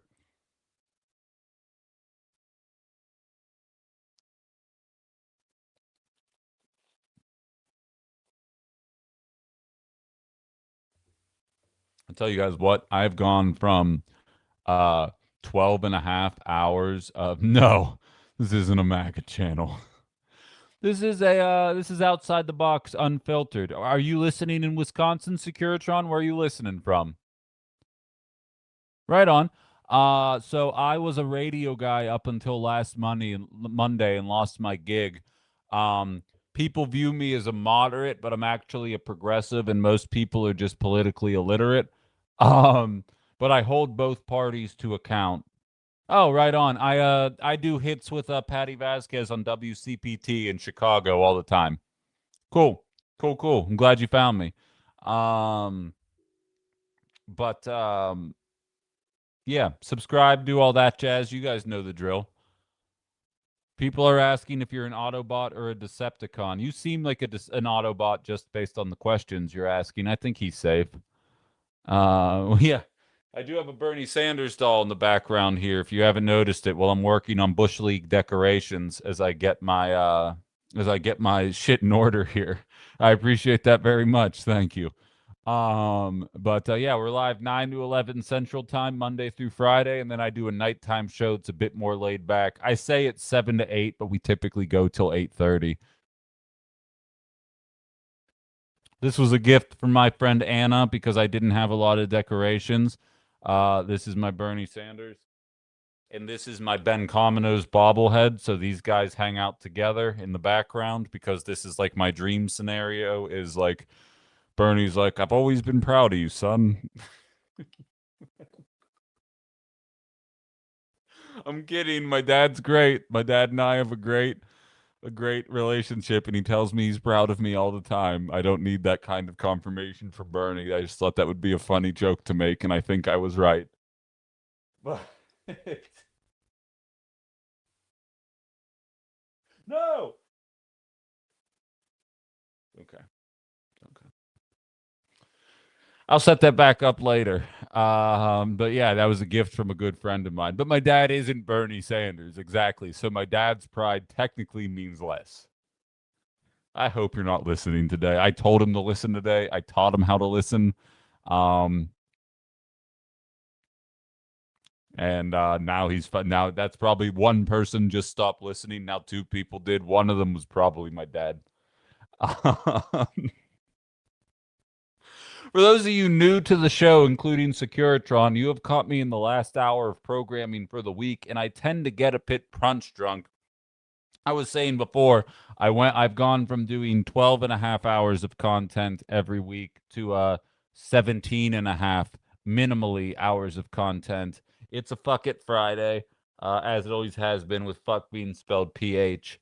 Um, I tend to get a little punch drunk the last hour, and I think me cosplaying with my Bernie Sanders doll, telling him that he's proud of me, is a pretty good indicator of the fact that I tend to get to this point. But we'll get there. We're almost there at this point.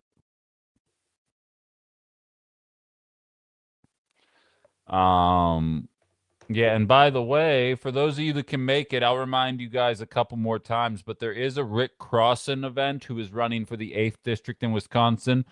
And a security. Oh yeah, you said Northeast was or North. Cool in Chicago, but there is an event for Rick Crossan coming up on July 12th, I believe. I'm not good at dates or times, so I will confirm with Carla. But I know I'm going to be there to meet the guy, and I'm intentionally going to have him on the show as well.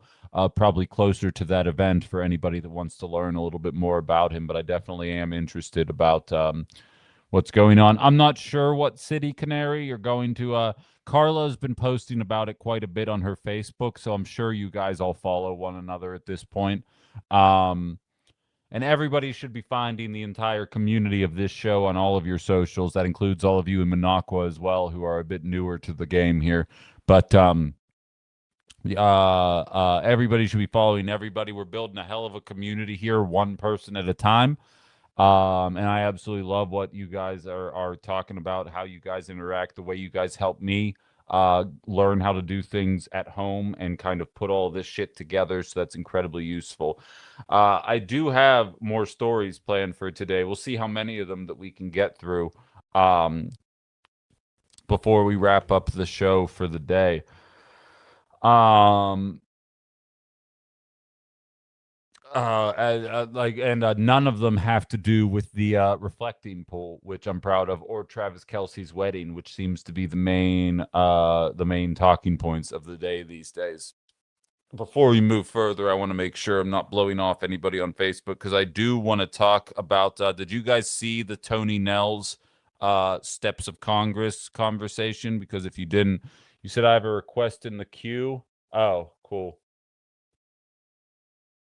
Oh, Roberto Clement, my favorite Pittsburgh Pirate.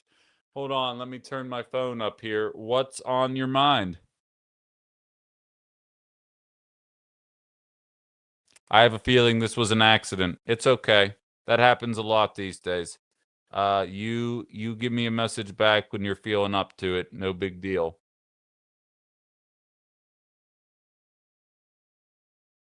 Thank you for all the gifts on TikTok as well as through my Venmo, guys. I appreciate that. You guys are absolutely awesome. It all helps and it all means something to me, so thank you. But so let me check Facebook here real quick, and then I will get to the Tony Nels content, and then that will probably be the end of our show for the week.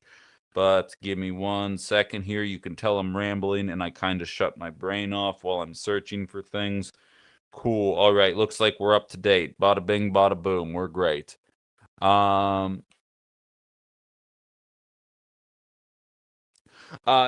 So Mr. Nels was. Well, you know what? He might be wanting to do that. Shit, that sounds like every Republican in Texas wants to throw a sheet over the Statue of Liberty.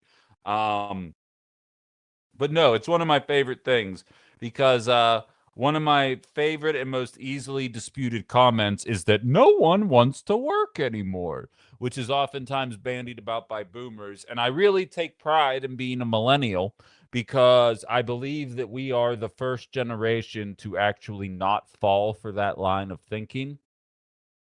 As Gen Z struggles to find jobs and get their footing in this economy, millennials sit there watching some, not all of the older generations. I'm not implying this is all of you. Obviously, if you're listening to this show, you probably aren't funneled into that group. Um,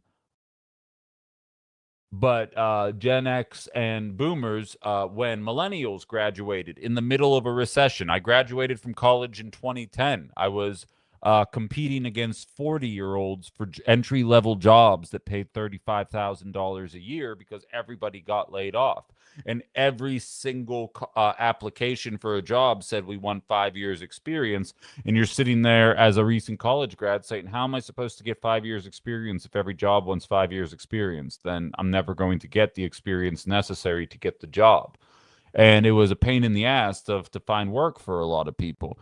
And you're sitting there watching boomers and Gen X tell millennials that they were entitled, that maybe they should just end their Netflix subscription, which back in the 2010s was like $8.99, and they should order less avocado toast if they're struggling to find jobs and get by in the community. And we're all sitting there like we're on the same page that we're in the middle of the biggest recession since the Great Depression, right?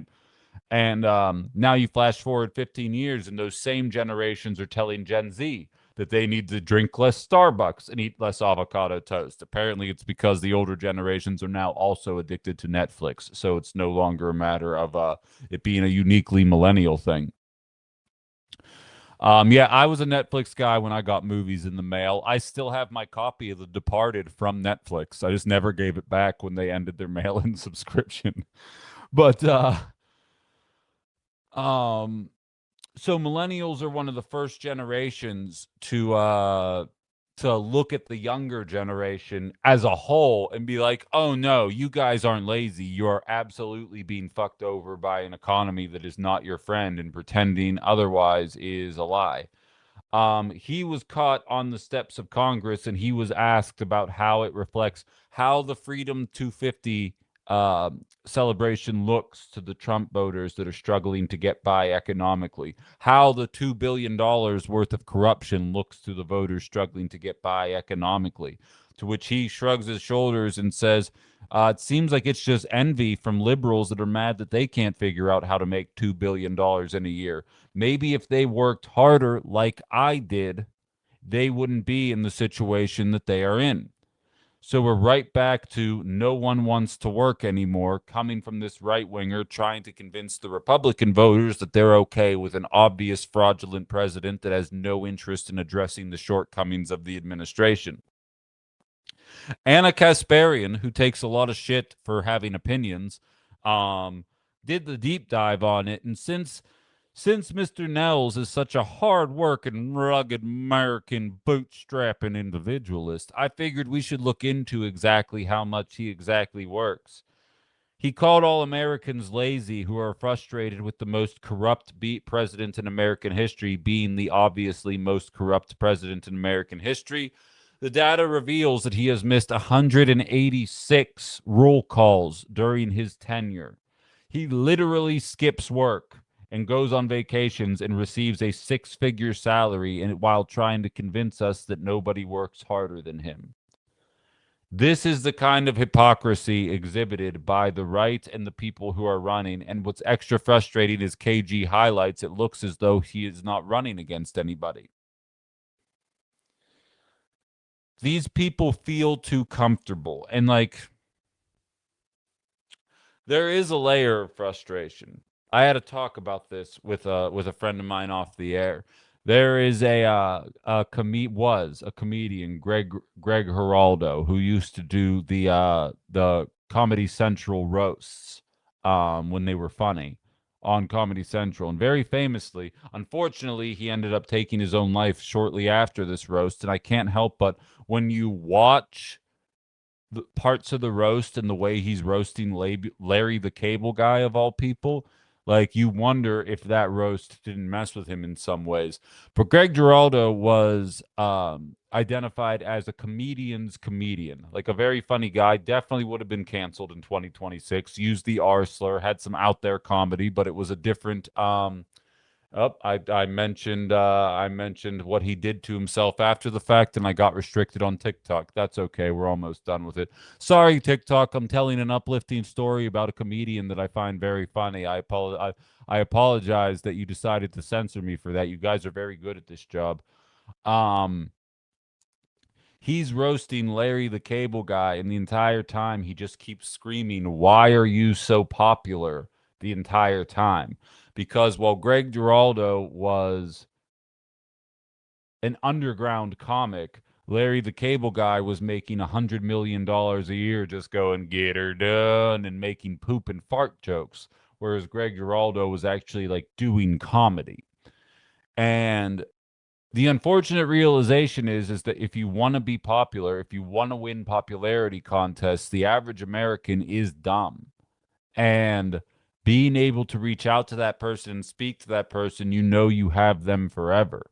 And the idea that this person is willing to skip over 180 roll calls while bragging about how hard he works, while the cost of living only continues to shoot through the roof for the average American, while illegal wars are being started, while people are receiving worse jail sentences for allegedly messing with a reflecting pool rather than being on Jeffy E's special list. And he knows he's not going to lose his election because he's the get her done equivalent of an American politician. And it's a very frustrating reality, I think, facing a lot of us, because that guy should not be comfortable in his seat. He should not be comfortable talking that way. Thank you, Ellie.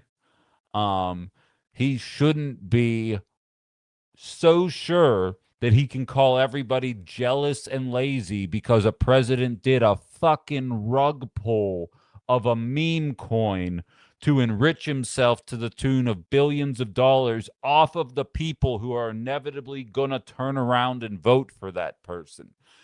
And there's an element of you that's like, you can't fix stupid. You can't, as a volleyball player, my best friend, one of my best friend's dad would always say when we would just get dragged up and down across the court. As I mentioned earlier, I was the tallest guy on our team, and oftentimes I would have been the fourth tallest guy on another team.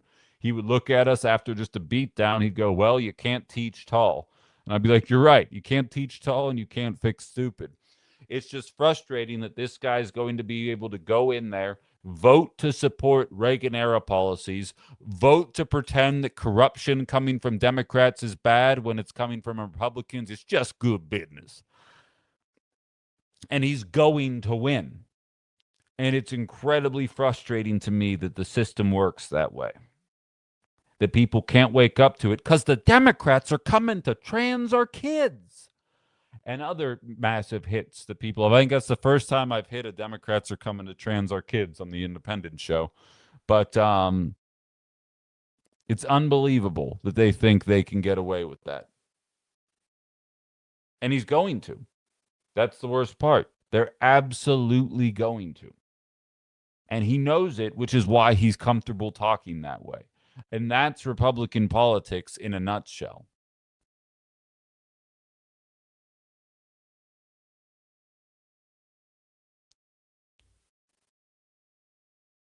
Bear with me. I'm still learning how to scroll on a bleeping Mac. There we go. I'm 71, says Robert. Watched after Reagan's second term as we burned our manufacturing sector, sending jobs all over the globe with no plan to replace them. Yeah.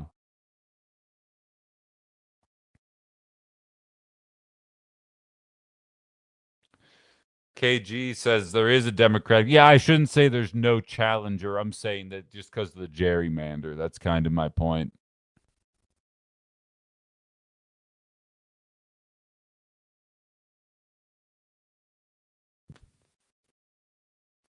But yeah, I wanted to at least touch on that guy a little bit because something tells me that guy wasn't shutting the fuck up about Hunter Biden's laptop or Hillary Clinton's emails.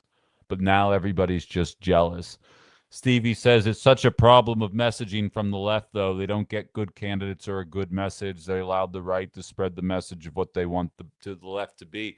Well, it doesn't help that Gavin Newsom is portrayed as the left while acting like Reagan. Because here's the thing. Democrats say Republicans are the party of billionaires, and they're right. Republicans say Democrats are the party of billionaires, and they're right. And that's the problem, is that the actual left doesn't get representation.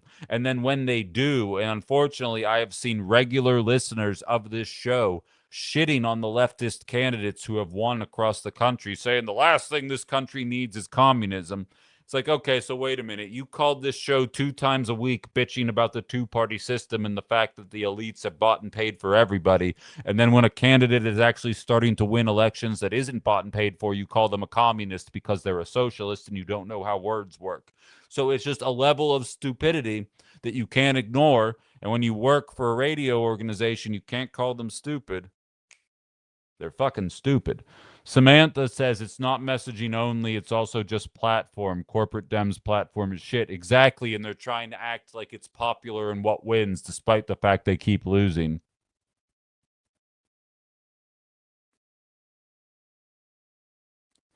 Robert says you just described every radio program out of WIBC in Indianapolis, in immigrants, trans, communists coming to get you. Exactly. And like Robert, like for the record, my TikTok chat's probably sick of hearing me say it, but just to be clear, um, this is how I did my radio show, minus the cussing and name calling. And it was honestly, it was a little more stat based. I'm still working on that. But when the ratings would come out, 90%, there's 1,600 talk radio stations in America. Over 1,500 of them carry right wing radio. And that doesn't even count the ones that are just like, this is the history of the toboggan. You know what I mean? Like just, or what a certain northeastern Wisconsin radio station has decided by not being political at all. So it's mostly right wing nonsense or apolitical content. And I show up like a fucking bat out of hell doing left wing policy, not liberal policy, left wing policy. And more importantly, I would be bashing Biden from the left. And my right wing listeners would say, this is why I like Ben. He's such a centrist, he's such a moderate, and he always comes with facts. I never pretended to be centrist. I never pretended to be moderate. I've always been myself. People are just politically illiterate and they assume Democrats are the far left and not the center right. And when the ratings would come out, I absolutely put every one of my competitors in a body bag. Like, it wasn't even close. I inherited 0 shares, and by the end of my tenure, I was 3 times what the right wing morons in my market were doing. And I got fired for it. So my voice is only going to get louder. And to those of you that are only meeting me for your first time, tell 3 friends today. Like, go find people to find this show. Like, we're going to require word of mouth for a little bit. I'm quite literally, next week is going to be all about socials and getting my software up and running. And then the week after that is going to be like a literal grassroots door-to-door campaign about what's outside the box is, reaching out to different businesses and companies for advertising and being able to put QR codes and shit up everywhere. And we are going to straight up grassroots this bitch into popularity because I scared the right wingers in our neck of the woods. And you will never convince me that I didn't. And I think the intention by letting me go was for me to go fetal, for me to take my ball and go home back to Pittsburgh and reassess the situation from there. I am fully intending to build my career in Wisconsin, at least for the next year or two, as I continue making things happen. And I intend to impact the elections in 2026 and beyond with the way that we think, the way that we talk, and getting that word of mouth out there, not by making things up, not by misrepresenting people, not by carrying water for the candidates that I think are good. I've made it very clear that I think Francesca Hong right now is the best candidate coming out of the Democratic Party. If she comes out and starts fucking around, this will be the first show to call her out in a meaningful and non-hack way. Unlike the other people who pretend that Hunter Biden was fraud and what Donald Trump is doing is just good old-fashioned American business. Yeah, Robert, I say it all the time. That's actually Democrats' biggest hardship is that they have the American left. Republicans don't have that. It's just the company line. And I appreciate Scoop, who says you're going to do good things here. Fire's burning inside. You're pissed off in a good way. Chris Alfheim, State Senator Chris Alfheim, actually stopped me at the Flag Day parade and said, you're causing a lot of good trouble. Keep doing what you're doing. And I got laid off 9 days later. or fired 9 days later. I'm not even saying laid off because laid off implies something else. Like I was straight up fired and sure as fuck wasn't for performance. OG Michelle, can you imagine an episode of OTB with Bernie as a guest? There's a goal to shoot for. I would like that quite a bit. So would I. Clip that, Allie. Herb says, strike me down and I shall become more powerful than you could possibly imagine. You know what's funny, Herb, is I have been referring to myself the last 2 weeks as a forced ghost. I was like, they thought they were going to kill outside the box. Not only did I not get sad, I didn't even miss a show. Like, I did my first show on Tuesday, and I think the intention was to make it so that no one would hear my voice in Northeast Wisconsin. So, like, it may be tacky, but I really am relying on you guys to spread the message. I mean, obviously, I welcome any financial support via my Venmo and my link trees, which I have been advertising throughout the show here. You can catch those on my YouTube and Facebook page. Eventually on my TikTok, I need like 80 more followers, and I can add my link tree there as well. We'll get there, Jen. Um, but any support, and if you're not in a position to support financially, it is just as important that you tell a couple of your friends, hey, search Ben Cominos on TikTok, search him on YouTube, search him on Facebook.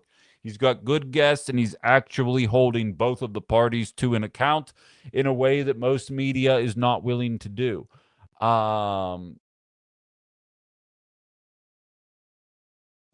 Gamer asked if I can purchase local airwaves. You know what's funny? I looked into it because I own a building. I own a duplex back in Pittsburgh, and um I was looking into selling it because I would clear a pretty penny if I did, and then I looked into buying one, and I could, depending on the size of the market, buy one. But I don't think like Appleton is technically mid-market, not small market. And mid-market radio stations are between 200K and a million, which blows my mind in 2026. Although now that I'm seeing how much money the previous employer was making on the ads, like relative to what I could make as an independent person, I'm like, Jesus, you guys turn a lot of money doing this stuff. I'm gonna undercut the shit out of them. It's going to be very fun. But don't tell them. Um, I don't know, to answer your question, Rusty, about the hand that kicked me out. All I was ever told was I wasn't kicked out because of performance, and it wasn't because of my politics. Um, can't prove otherwise, but I have a feeling. But I do know that I was reprimanded a lot in the last 6 months for coming across as partisan, and I hadn't been during the Biden years. I can't figure out what changed. Jonathan said, it took us a while, but we're finding out how to connect with you. My wife was upset when you were off the radio, but now I have you on my iPad with you daily. I love you guys for that. Thank you, Jonathan. Help your friends, tell anybody, tell your family, everybody, tell everyone in life. I'm only going to be streaming in more places as things go on. And shout out to Kirk Bankstad and the Minocqua Brewing Company and all of you listening on the Minocqua Brewing Company Substack as well. You guys are all fantastic. And if you're in a position, you should be subscribing to that as well. There are independent media outlets there still trying to do the right thing. And it seems as though we are in an era right now where you get punished for that. But you know what? We're also in an era where if you have the talent, the message, and the know how, and most importantly, the community and friends to kind of help you not be in the dumps and like figure out how to do shit and strategize and game plan and get ready to make a couple of plays. Um, you can still get your voice out there, be heard, and make the kind of noise that I was making on the airwaves. As one of my favorite Gen Zers out there said, Ben, now you don't have that boomer ass technology AM radio as an anchor around your neck, and you're only going to get bigger from here. And in the moment, maybe it doesn't feel that way, but now that I'm seeing this community slowly grow every single day, as I see the subscriber base go up, as the comments just don't stop to the point where I feel bad that I miss so many of them, I know what we're doing here is going to make a difference, and it's only going to get louder. So, Happy 4th of July, everybody. Go America or whatever. um, uh, and I see you guys still talking about Biden. If I open that can of worms, I'm going to be doing this for another 30 minutes, so I got to be careful. Yeah, and by the way, any comments that you leave, as Canary points out on TikTok, does help my algorithm. If you click the little thumbs up button underneath the videos, that helps the algorithm push me out to more people. And you're going to start, if you follow me on YouTube, I posted my first short today on my page. I'm going to start doing that a couple times a day. So you're going to start seeing even more content from me outside of my long form page. Um, Oh, Cassandra, that would be great. She's saying she hopes she can help with the grassroots effort. She gets out and about now a lot doing Lyft. I was kicking around the idea of going back to Lyft as well, but I'm trying to see if I can make this happen without going to that. Because if I can dedicate the same 10 to 12 hours a day to content creation that I was doing when I was working at the station, that would be ideal. But I also have to see what's realistic. I can't wait to tell you guys about the businesses, specifically one of them that have agreed to work with me and what they're doing for this show. And I just can't tell you, but please know um, there are good things happening in my life and in the life of Outside the Box. So many of you have reached out from a personal wellness check and mental health check perspective that I can't mention enough. I appreciate it, but like, please know that I am more driven than ever. I'm at the point right now that over the course of 10 days, I have gone from sad and down in the dumps to thinking like I may have been done a favor and that we're going to get a much larger audience much quicker than doing things the way that I was doing them. And a lot of that goes out to all of you guys, and just know that that's real and not tacky in any way. So, thank you very much for listening today and for my little diatribe there at the end. You know, although you guys should expect human moments from me, we always oscillate back and forth between hard-hitting political news and just like a movie I saw yesterday and had how it made me feel about life and what's going on in my own personal life. So, thank you for being here. Click all the follow buttons. Thank you. We will be back on Monday. Kelda Royce, governor for or candidate for governor of Wisconsin, on the program 10 a.m. Central Time Monday. First gubernatorial candidate. If you go on my Facebook page, my interview with Francesca Hong from the end of May is still available there if you want to go see how that interview went. And we're going to have a similar one with Kelda on Monday. So be here for that, plus all the biggest news from over the weekend as well. Have a lovely 4th of July. Enjoy the fireworks and all that jazz, and we'll be back on Monday. Take it easy.